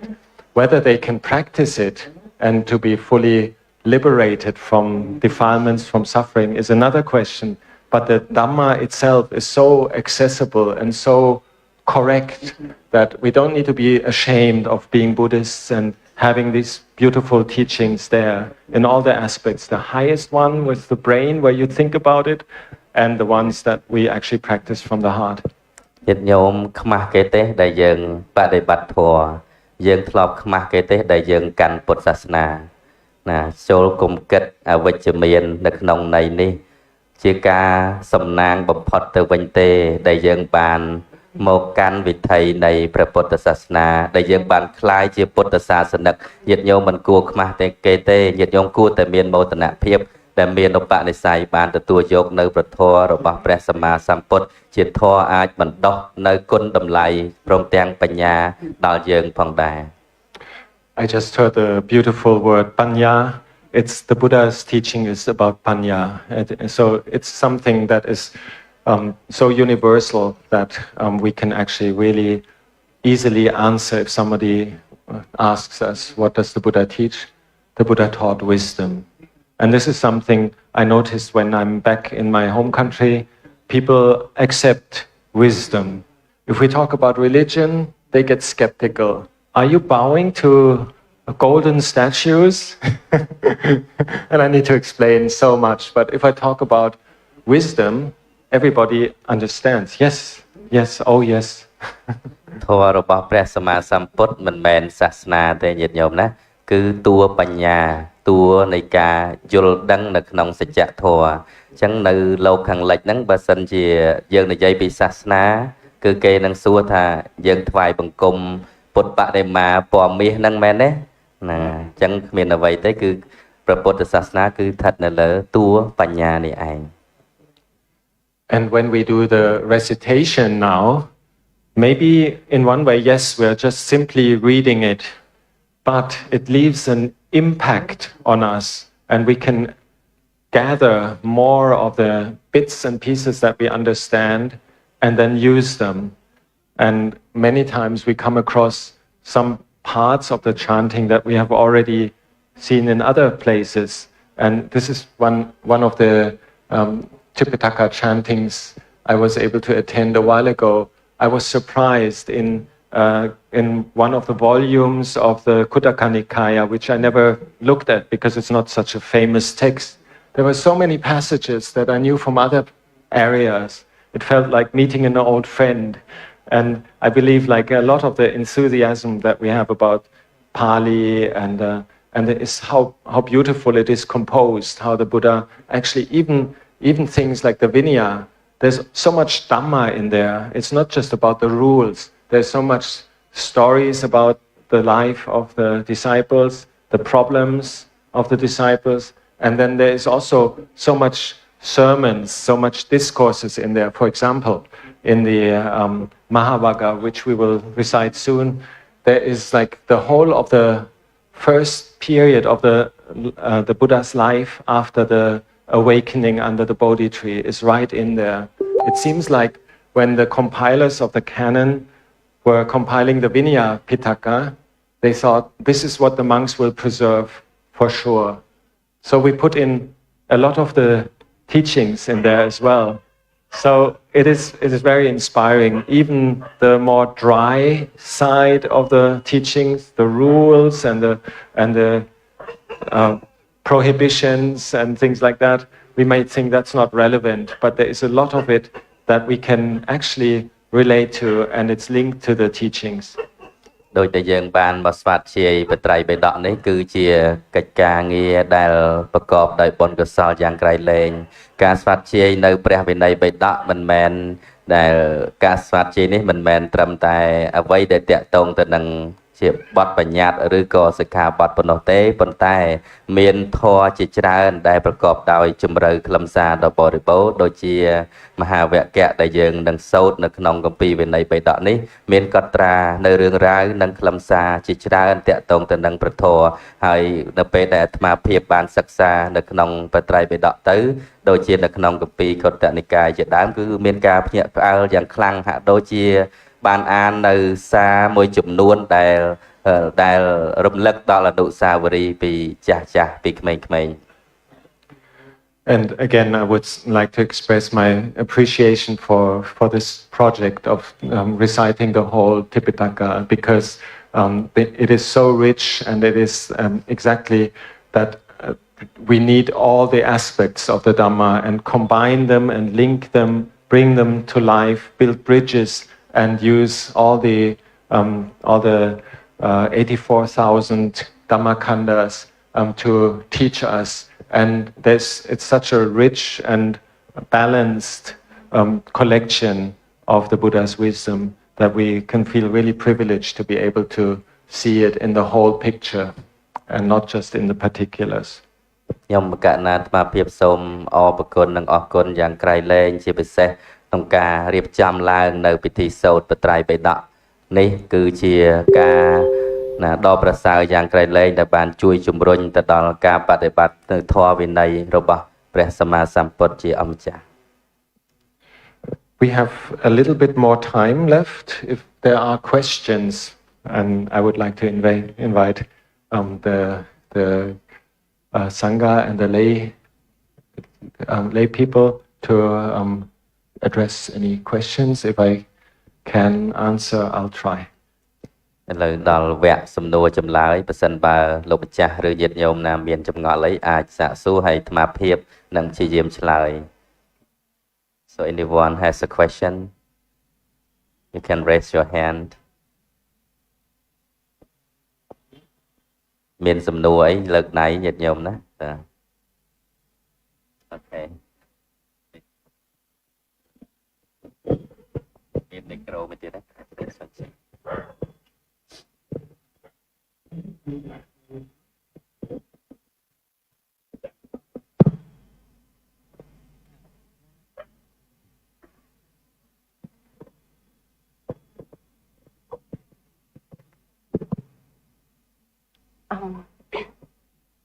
First of all, I would like to say thank you to Pante that gave opportunity to ask a question, and thank you for your sharing the Dhamma, special Dhamma for evening. And I really happy. In this way, practice in the Dhamma Vinaya. In this way, in too young. So I have a lot of questions, but related to your sharing Dhamma talk this evening. I have a question which you give me some answer, because as you said that special point that I note, you share that Dhamma Vinaya or the Buddha, we are so lucky one that we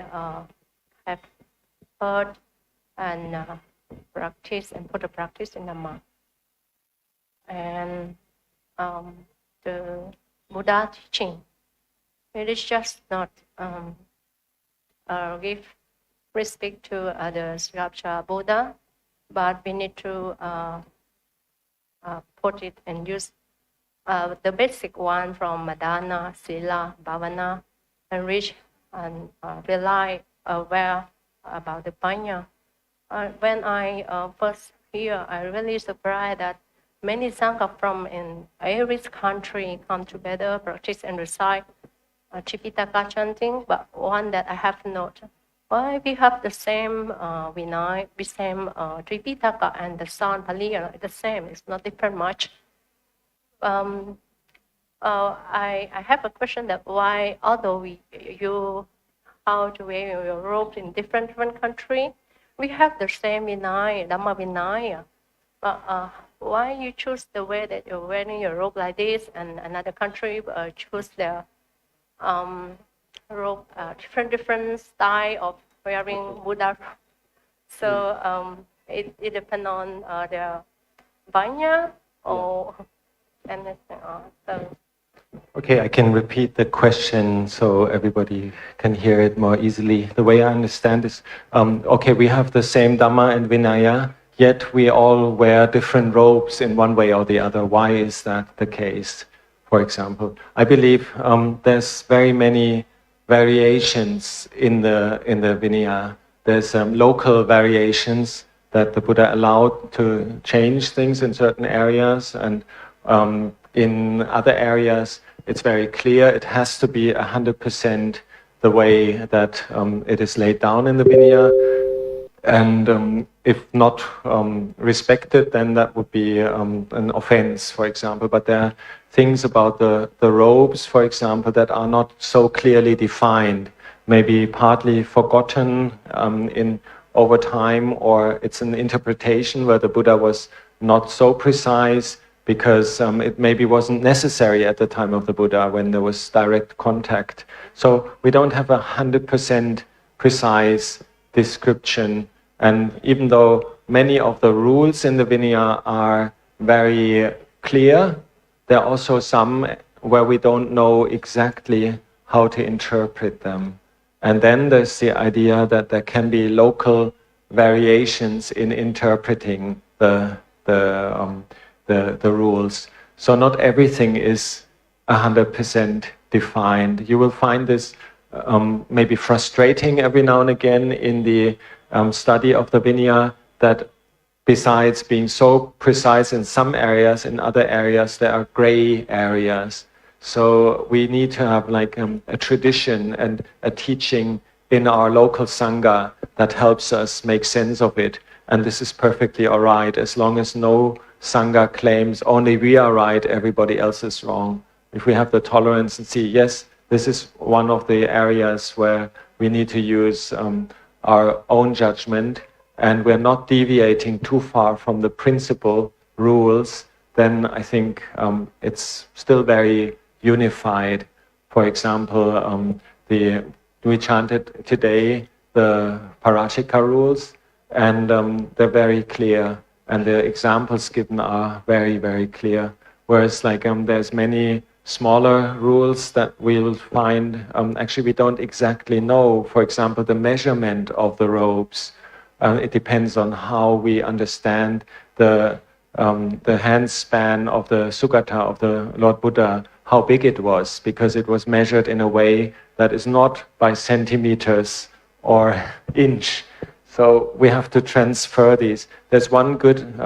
as you probably know, there's one good criteria, the 4 great standards. Whenever we decide something in a gray area, for example, are monks or nuns allowed to drive a car? For example, we decide in comparing the situation of driving a car with the situations that the Buddha explained as allowable or as unallowable. So we then find a parallel towards the things in our day and age, which we can then come to a conclusion and say, in our Sangha, in this context, for example, maybe in Thailand, we hold it like this. And but it's not a universal law. In that sense, we can, in sense of being universally binding, the Vinaya can only be like universally binding when it's the exactly well-defined parts that everybody can actually directly derive from the Pali.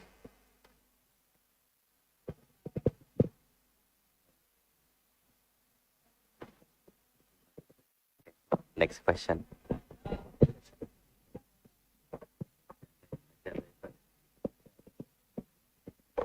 Pundami Ajahn, thank you very much for your very inspiring Dhamma talk. Apart from recitation, we have to practice it. Yes. And my question is very simple. Which make you to inspire to ordain higher hoods? I was trying to avoid this personal, and also felt already a bit embarrassed when Mrs. Wang Mo read out my little introduction. So you can say I was fortunate. I was in Thailand as a boy for 2 years. I didn't speak the language, but I was fascinated by the country and the friendliness of the people. Even though I didn't understand why they were so friendly, I felt like they're different than in my home country. And ever since I then came back to my home country, to Germany, I inquired. I took all the information I could get as a high school student to find out what's behind the Buddhist society. And I started to study a bit, read a bit, and then I had time in my studies to start practicing meditation. And that was a great trigger for thinking, if I can find a way to work on myself in order to be more peaceful and more friendly, then that's a great blessing for myself and for also many other people. When having been born as a Christian, we have many times the ethos or the wish to do everything for our neighbors, for other people. And I was brought up like this, like that you do things for charity and for other people. And at one point I realized, oh, the Buddha says, you have to practice for yourself as well. You have to have the qualities. You have to realize these qualities. For example, you cannot claim to know how world peace will work if you don't know how you yourself are peaceful. And such thoughts made much sense to me when I was studying it. And then I thought, okay, for meditation, I would like to have a long time of meditation in a monastery. And as I was introduced to Thailand as a boy. I thought, let's go to Thailand. If I had been in Cambodia, maybe I would have left to Cambodia or to Myanmar. But for some comic reason, I had the connection to Thailand. So I went to Thailand and then decided I would be silly if I went back to my old life. This makes much more sense. So, and there's a lot of work to do. It's many times, I can see this also in Western Buddhist centers. Many times people get inspired very quickly by the teachings about awakening and enlightenment, but the hard work to really build up what we call barami, build up the skillful means, build up the techniques, build up the little memories, what I just mentioned, to be able to come back to the teachings, they don't have yet. And then after very, very high inspiration, then many times people crash. And I was lucky that I met the monastic life, where there's a gradual path, where there's a lot of things where you can actually practice on many levels, some on the level of simple vinaya things, like doing things correctly, being mindful about, for example, not being separated from your robes at dawn. These things require mindfulness as a practice. It's almost like a little rule to test you. Can you do this little thing? And so one can build up bit by bit more strength of facing the bigger questions. So I was fortunate to be able to meet monastic life, and I thought I would be silly to go back. So one more, yes.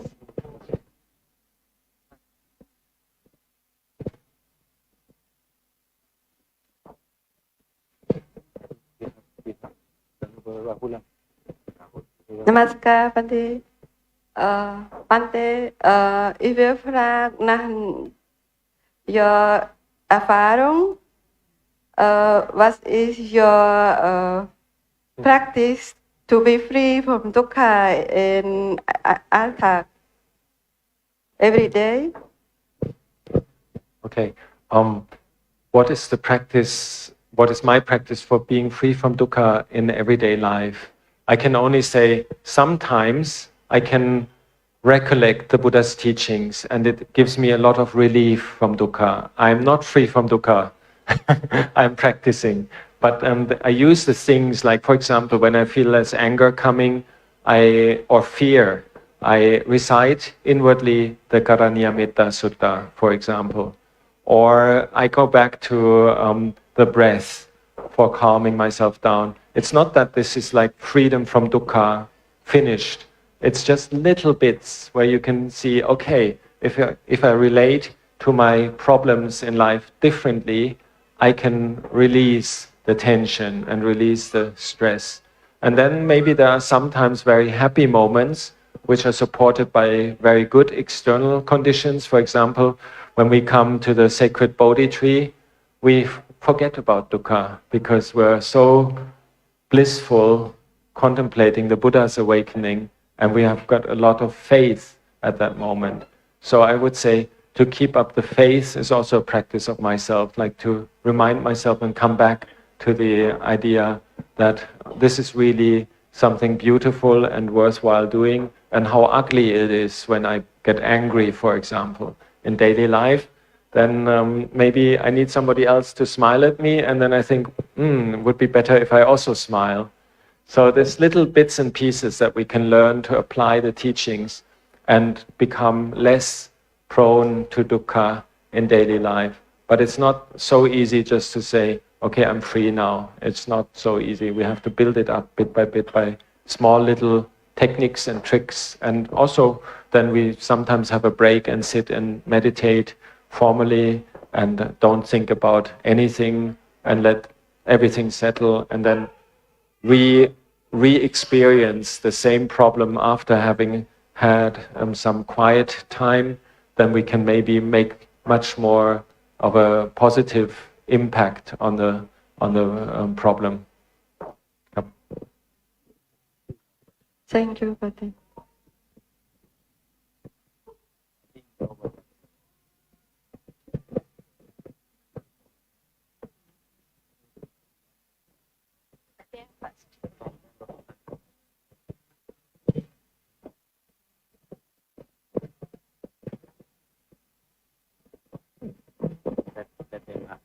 Thank you. Venerable, when we know that one of the basic teachings of the Buddha is anitya dukkha. But when we go through the Tripitakas, we find that there are references of gods like devas. So, how can we relate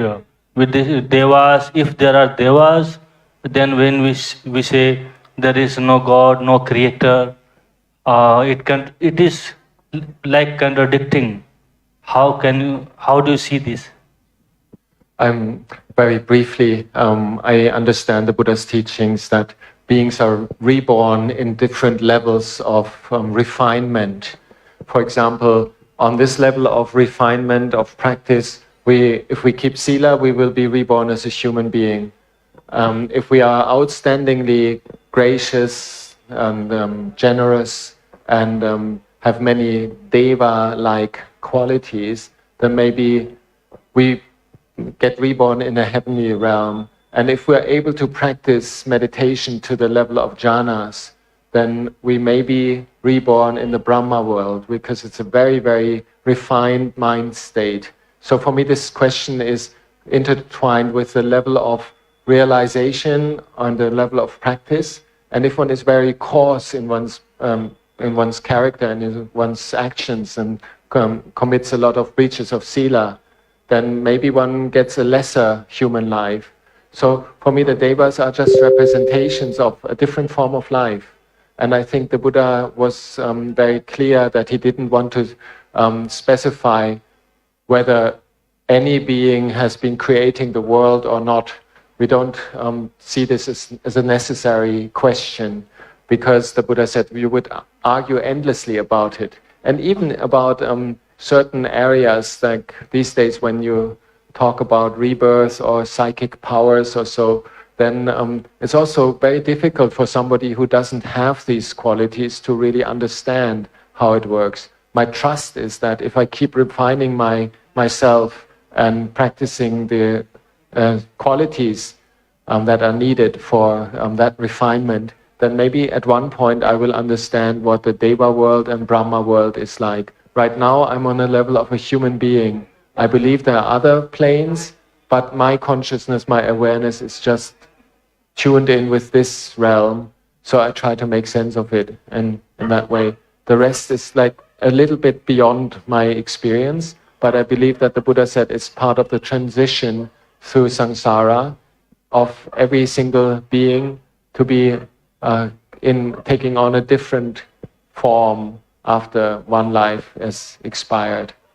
And a little footnote in, as you know, then even the devas, even the brahmas, in the understanding of the Buddha's teachings, they still are subject to anicca, to impermanence, and thus there is dukkha for them. There's also suffering, maybe very refined suffering, but there is still suffering there. So the teachings also apply on the very highest level. So the Buddha actually included the devas and the brahmas in the Four Noble Truths, because these are universal.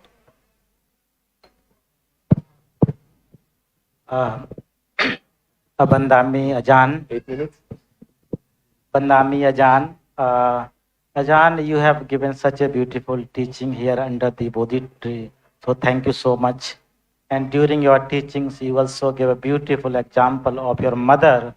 You said you have translated some Dhamma and you gave it to your mother, and your mother started practicing. But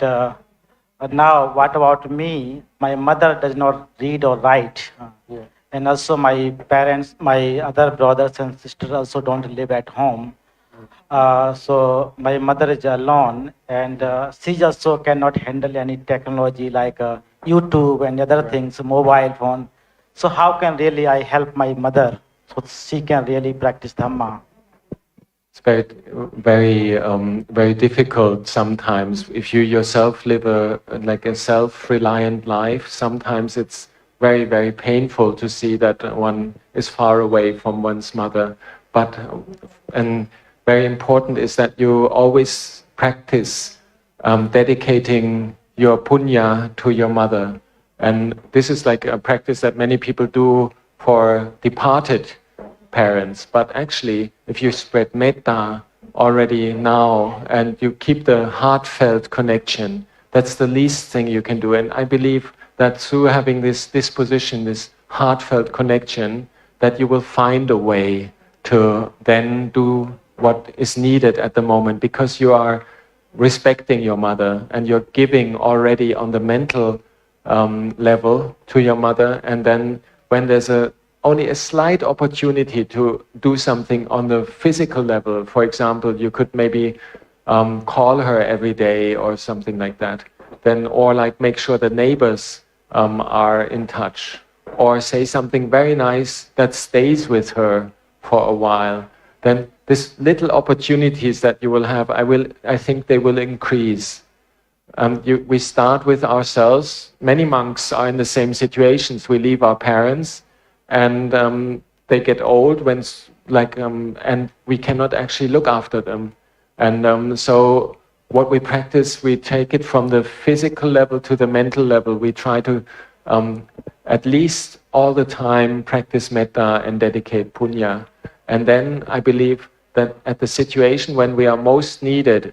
then there will be a chance to say or do exactly the right things. And it will have a lot of meaning for your mother and for you. It's not that we can do much in some situations, but if we are inclined to have the whole feeling of wanting to support, I believe there will be a way. Thank you so much, Ajahn. Difficult situation.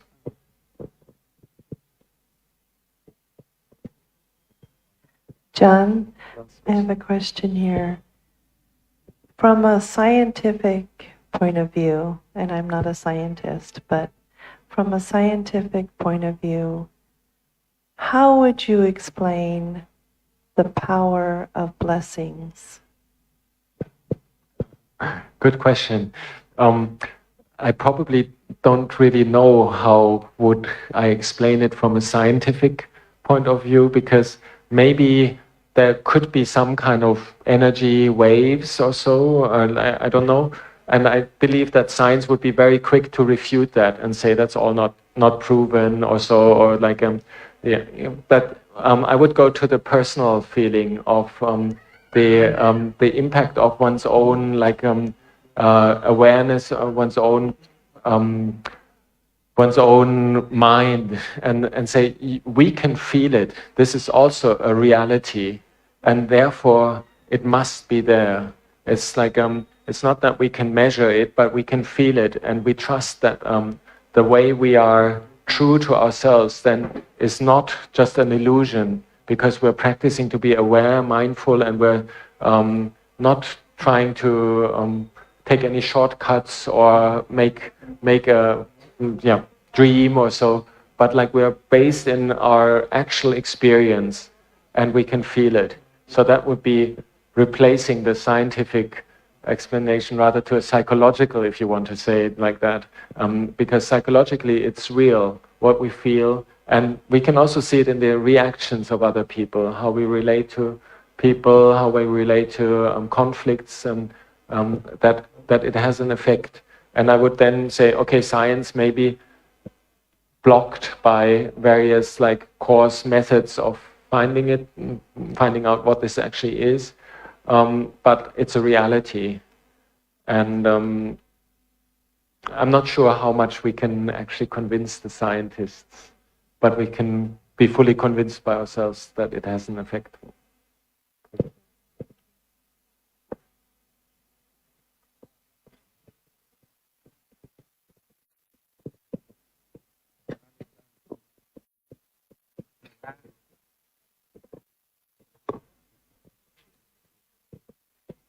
Thank you, Bante, for the wonderful Dhamma talk. My question is, I'm a laywoman, and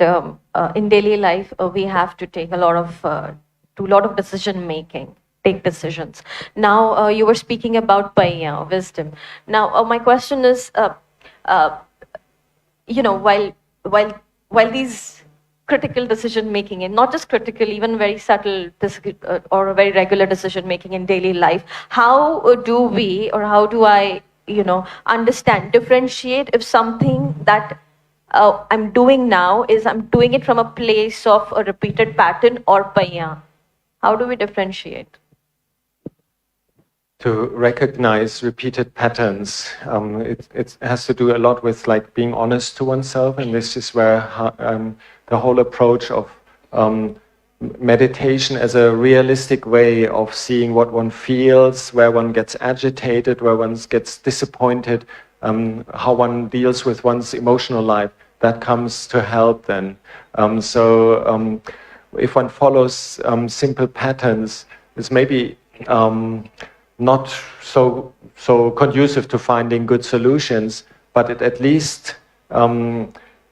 if you look at the patterns, you may be able to realize why and how they work. And it's more difficult if you cannot yet see a pattern, if it's just merely a shortcut reaction, something emotional or so. This would be really difficult. But if you can already recognize certain patterns or avoidance strategies or so, then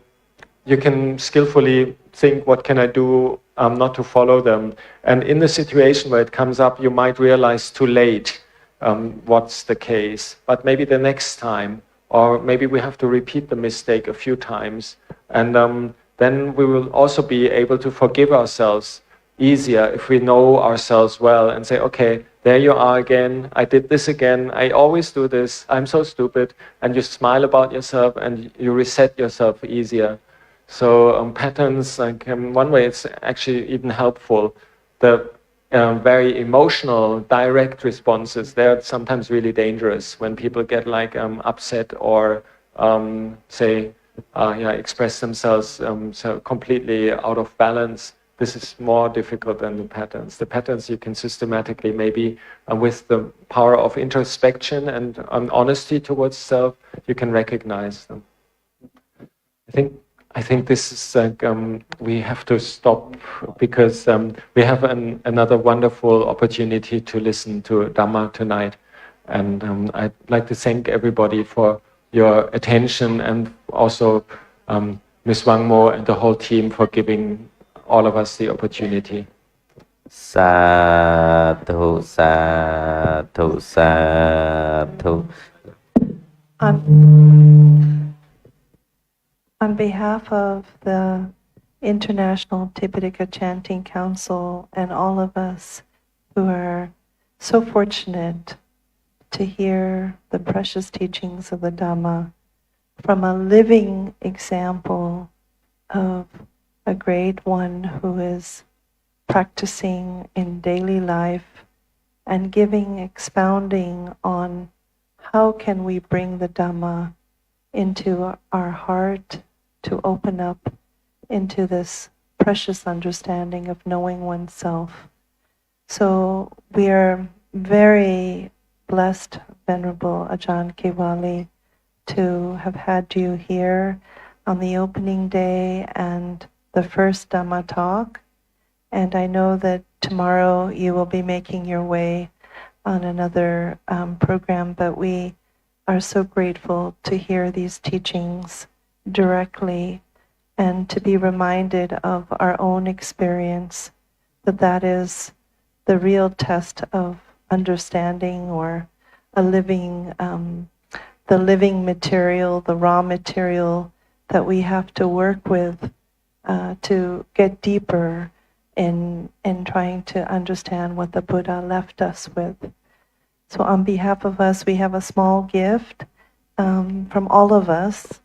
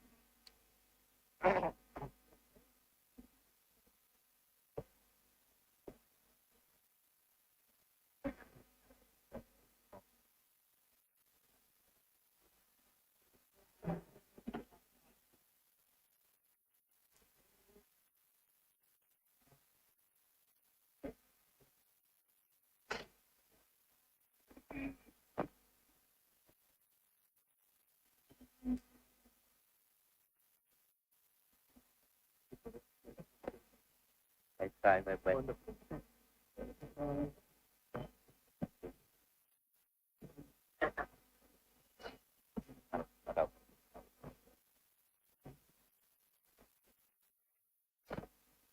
តិញោមក៏បានក្រោកនៅមួយអង្គទៀតបានអត់ទាន់សរសើរធម៌ហ្នឹងនៅមួយអង្គទៀតណា so we still have another Dhamma speaker. Yeah, that's why we're not chanting to include yet. So please just pay respect to most venerable Ajahn Kevali as he depart from the seat of Dhamma, and we will again receive another venerable Dhamma speaker, Venerable Rahula, to be seated. Venerable Rahula Bodhi. We would like to invite most Venerable Rahula Bodhi to come to the seat under the sacred Bodhi tree right here. Numo.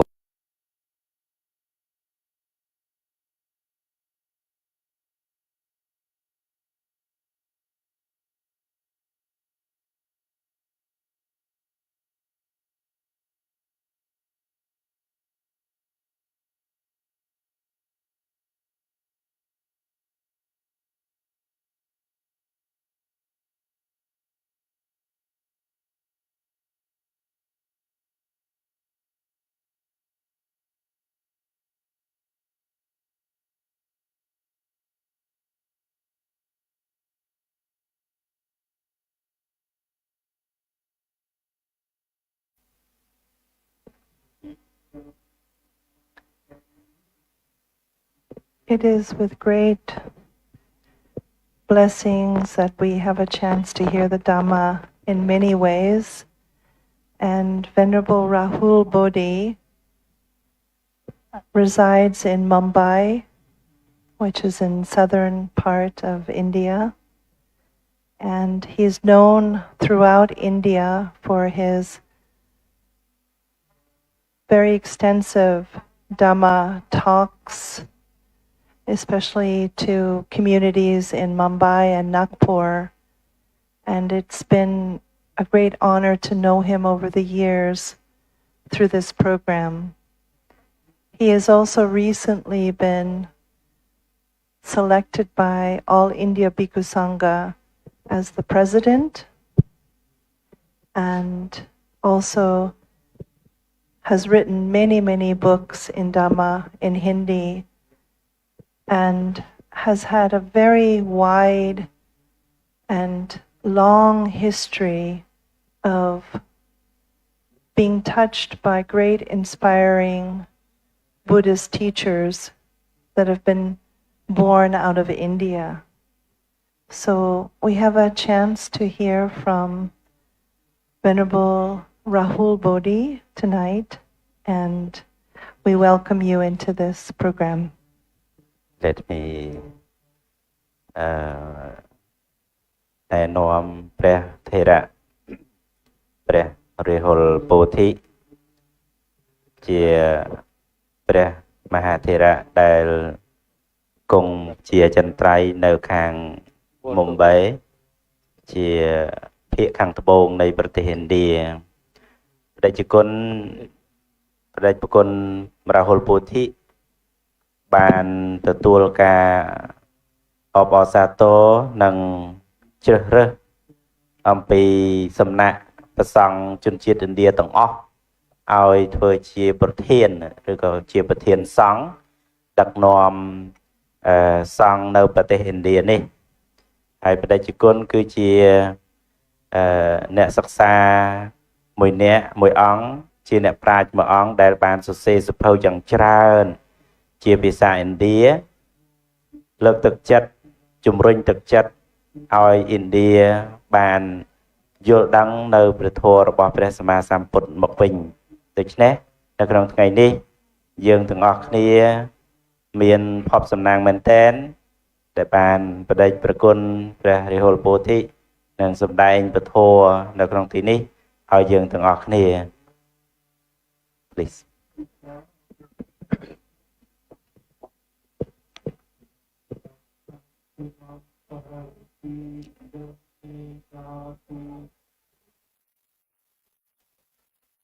यानि धभूतानि सम्मागतानि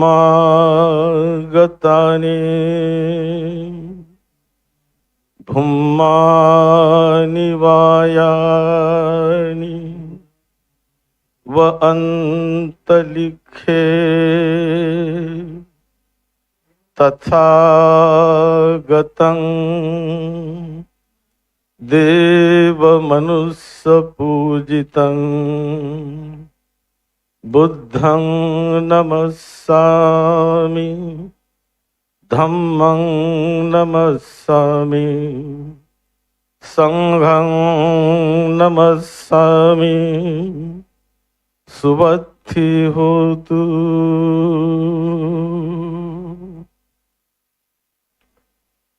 First of all,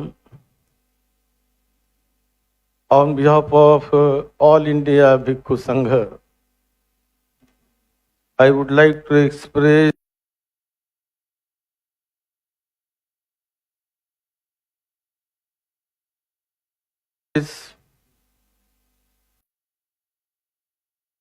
our many thanks and gratitude towards all of and sisters. You are really inspiring us and showing us the light of Buddha, showing us how Buddha Dhamma is great, how it is universal. When we see you, we get a lot of inspiration. Really, you are really very, very fortunate that you are sitting under the great Bodhi tree. Very fortunate. Where Buddha got enlightenment. He got the path of emancipation, path of enlightenment, and eradicated all kinds of suffering and rises above the human and above the gods. Nobody is equal to him. And that is true. And such a great place we are sitting here. When I see Madam Sister Wangmo Dixi, how she is working. She started this Tripitaka chanting since last 17 years. Very honestly, devotedly, doing these services. And how the awakening started. After that, on the Jambudvipa, I born as a monk here. My higher ordination, Upasampada, I got in Vatthai Monastery in 1973. Now I am as a monk, 50 years I am leading a monk life, Mahastheru. And I am really grateful to Vatthai Monastery, where great monk Jagdish Kashyap and Dr. Bhadanta Ananda Kausalya, Dr. Ananda Mitra, such a stalwart, such a great monks, they blessed me. And when I come here, I always get lot of inspiration, lot of blessing from Triple Gem. Triple Gem is always there. Dhamma is alive everywhere. Just understand, Dhamma is not dead. I am very grateful to Honorable Ajahn Kevali, who spread lot of positive energy and inspired all of you. Such a beautiful talk he gave. How he is working in the European countries. And really Dhamma is for everyone. Because everybody has to go through 4 kinds of truth. Nobody can escape. Whoever born as a human being, whoever got as a life, the life has to go through these stages. Stages of suffering. Life starts from suffering. When boy gets birth, he comes with crying, not coming happily, not coming dancing and laughing and this and that. When he come out from mother's womb, cry, cry, cry. Why cry? Why not laughing? Because birth starts from crying. Unsatisfaction, unhappiness started from there, from the birth. And from there, he wants something. I want this, I want this, I want this. I want breathing. I want now milk. Because when he was in the mother's womb, he got everything easily. But now separated.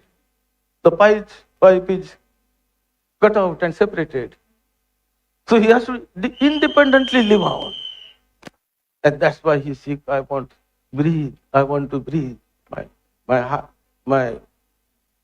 lungs should get air. I want milk, I'm hungry now. I want this, I want that, I want this. And that wanting starts from the birth. This is one truth everybody has to experience.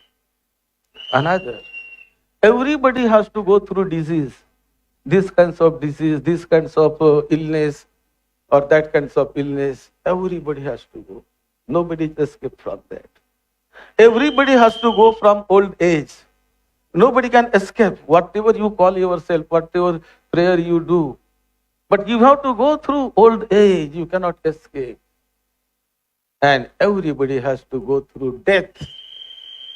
Nobody can escape from the death. These 4 truths are universal. Everybody has to go. Some people goes with understanding, with awakening, and some people goes with blindly and become a victim of this suffering. But Buddha showed us the path. Don't become victim of suffering. Realize the truth. This suffering also truth. It is not untrue. It is truth. And how to get out of that and understand the liberation, understand the enlightenment, that is also truth. It is not imagination. And that's why Buddha explained, when you are walking on the path of Dhamma, always keep in mind that you have to attain some stages. You have to reap the fruits. That's why this is Sakadagami. The Sakadagami stage comes in life, present life. Anagami, Sakadagami. Srutapatta, Sotapanna, Sakadagami, Anagami, and Arhanta. These are the stages of achievement in life. If you don't achieve this stage, you are not walking on the right path. Something is wrong there. And when you achieve this path, these stages, the stages of happiness, higher happiness, all darkness goes out. What is the enlightenment? What Buddha said? Yanang udapadi, panya udapadi, alopu udapadi. When he got enlightenment means, in me, wisdom arises. In me, the knowledge arises. In me, the light arises. In me, the fruit arises. In me, the great power arises. Compassion arises. The positive energy arises. All negative energy is eradicated, vanished. I become free from all kinds of suffering in present life. There is no suffering for him. Everywhere, whatever situation comes, good or bad, he is facing smilingly. He is embodiment of living Dhamma. And not only he, everybody can become. That power is in your mind. Only thing we have to go inside and realize it. Realize it. Awaken your mind. Realize it. The Dhamma is always, the Dhamma is truth, not untruth, not imagination. If there are two kinds of path, one path is imagination. If you imagine something, do this, it will happen, that will happen. That is the imaginary way, imaginary path. And other path is path of realization, truth, realize the truth. And truth of what? Truth of yourself. Truth of your mind, truth of your body, truth of your life, truth of your present life, truth of your past life, truth of your future life. Not imagination. And what is true? First thing is get awakening, make your mind one-pointedness, try to understand the mind. We can read about mind. We can read about mind in the books. We can listen about the mind from the teacher. We can imagine about the mind. We can listen about the mind. That is also one kind of truth. But you cannot realize the mind there. Mind is not in the book. Mind is not in the statue. Mind is not in the prayer. Mind is not in the sermon. Sermon is different.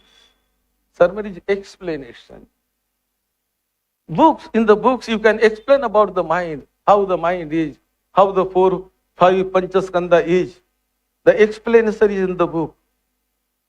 But there is no mind. 37 factors of enlightenment, they are not in the book. They are in ourselves. They are in my mind. They are in your mind. And that you have to realize, you have to find out, understand. What are the 37 factors of enlightenment? Saddha, Viryam, Panya. Many things are there explained. But that we have to realize within ourselves. Experience it. Experience the truth of real Dhamma. We are experiencing the suffering, sadness, unhappiness, unsatisfaction. That we experience everywhere. How to come out of it and experience the liberation of that. Reduce the time of suffering and increase the space and time of happiness, enlightenment. That can be realized here and now. And started from even Buddha sword, the path of Chattaropati, Sati Patthana. They are everywhere. They are in your, they are with you. But we are not knowing that. Kaya kayanupassi virati. We realize the nature of body, human body. Vedanasu vedananupassi virati. Realize the nature of Vedana feelings.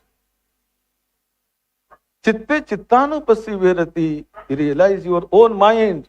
not in the book. Realize your mind is within you. You are with mind. You are the living person. The mind is there. You realize. And you cannot see the mind. Mind has no weight.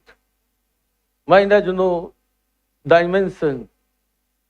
Mind has no size, small or big or this and that, length and this and that. No. Mind has, you cannot see mind through your this eye. But it is there. There are many things which cannot see, but they are there.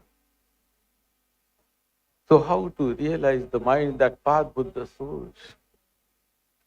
Started from the Anapanasati, the breathing. The breathing is not imagination. Breathing is one of the truths of our mind and truth of our life. Starting from the truth, knowing the breathing, experiencing it. Not that breath comes in from nose and goes out, comes in, incoming, outgoing breath, inhaling, explaining, exhaling. Not only that, don't repeat it. No need to repeat. Experience it. Oh, this is the breath. And if you experience really your breath, you will see your mind. Panya will arise automatically. Panya udapadi. Wisdom will arise. Knowledge will arise. And you can see the knowledge. See, this is my mind. How my mind is wandering. Whatever things, how many things coming are in my mind from morning till evening and till night. How mind is there? How it is anicca. Not only anicca in the book. Realize anicca in your breath, in your mind, day to day, moment to moment. You are in the Dhamma. And Dhamma is never die. It is always there. Before us also Dhamma was there. Buddha said, before me Dhamma was there. I have not created the Dhamma. I investigated it. I discovered it. It was there. Like that, when the power of, this gravitation power, magnetic power, it is always there. We have not created the gravitation power. It is always there. The Galileo, he just found out. But before that, when he was not investigated, still it was there. He investigated, still it is there. Before our birth, it is there. During our lifetime, it is there. We will pass away. Still it will be there. Because there is everlasting truth. One of the truth of universe. Like that, life energy also true. Life flow also true. How my life flow is flowing. How my mind is working. That we have to investigate, find out within yourself. And for that, you have to develop the panya, develop the chakku, dibba chakku udapadi, jnanam udapadi, panya udapadi. Like that Buddha explained. So that arises in my mind. Step by step, I am realizing things. Everybody can realize it. That path Buddha showed us. Somebody must guide us, Guidance is very important. You see, in tube light or bulb light, there is power to give whiteness or give this power, that means whiteness or lightening, expels the darkness. The light has a power to throw out the darkness. The bulb, and when we at our home, we have got a tube light, bulb light. But do you know the secret behind that? Tube light will give light when you switch on the button. Then it will start burning. If you don't switch on, it is there. It is there, but it will not give you the light. It will not give you that prakasa. You will be in the darkness. But when someone put on the button, automatically light starts and darkness disappears. But somebody must light the lamp. Switch on is very important. And who switch on? Our Guru, the enlightened persons. They become cause to switch on light in me, show the path. Buddha become just a guidance guru. Many people, countless people, they got inspiration from him and got enlightened, got the fruits in their present life. So this, when we worship the Bodhi tree, you know, how to worship Bodhi tree, there is one technique. Just don't imagine. Bodhi tree is alive. It has got life force. Human body, we have also got life. Life force we are having. Try to connect your life force with life force of Bodhi tree. Realize it. And see miracles, what you get. Because our body is vibrating. It is living body, not dead body. Like that, the Bodhi tree also live, alive.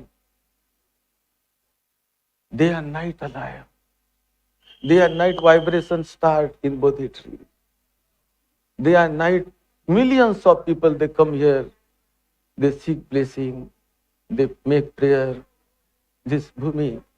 this land really wonderful, miraculous land. When Buddha got enlightenment, he got lot of miraculous power. 7 weeks, he was there without food. Don't you think it is miracle? We cannot stay 1 day, 2 days without food. Jigacha parama roga. We know everyone. The Jigacha parama roga, that means we need food every day. But Buddha, 7 weeks after enlightenment, he realized the happiness without food. That was miracle. That is real power. Power of Dhamma, power of human mind, power of life energy. The life energy, everybody's life energy has got that kind of power. Sometimes that energy go on the wrong path, sometimes go on the right path. So that we have to choose. Always there are 2 ways. Which we have to choose at that situation. It is in our hands. मैं हमारे सभी विदेशी भाइयों का बहुत धन्यवाद देता हूं, विशेष करके the people of Cambodia, the Mahasangha Cambodia, which organized this kinds of sponsor this type of this year's chanting. And this started from Water Thailand. Venerable Chanong, he is the president. He started that. And since then, how progressing we are. When I see Wangmo, sister, I look, see, just like a bodhisattva, always. How much energy, how much positive energy she is spreading. It is not simple thing that's to manage every kind of thing, to manage all thousands and thousands of friends, all people. Here chanting, there, everywhere. What a great thing she is doing. And that doing because of her father's blessing is there. She herself is the blessed one. Really. Because that energy, nobody can achieve that kind of energy. When we see, when all people, they observe, how kindly you speak, how everything you do very perfectly, how many people you are mobilizing.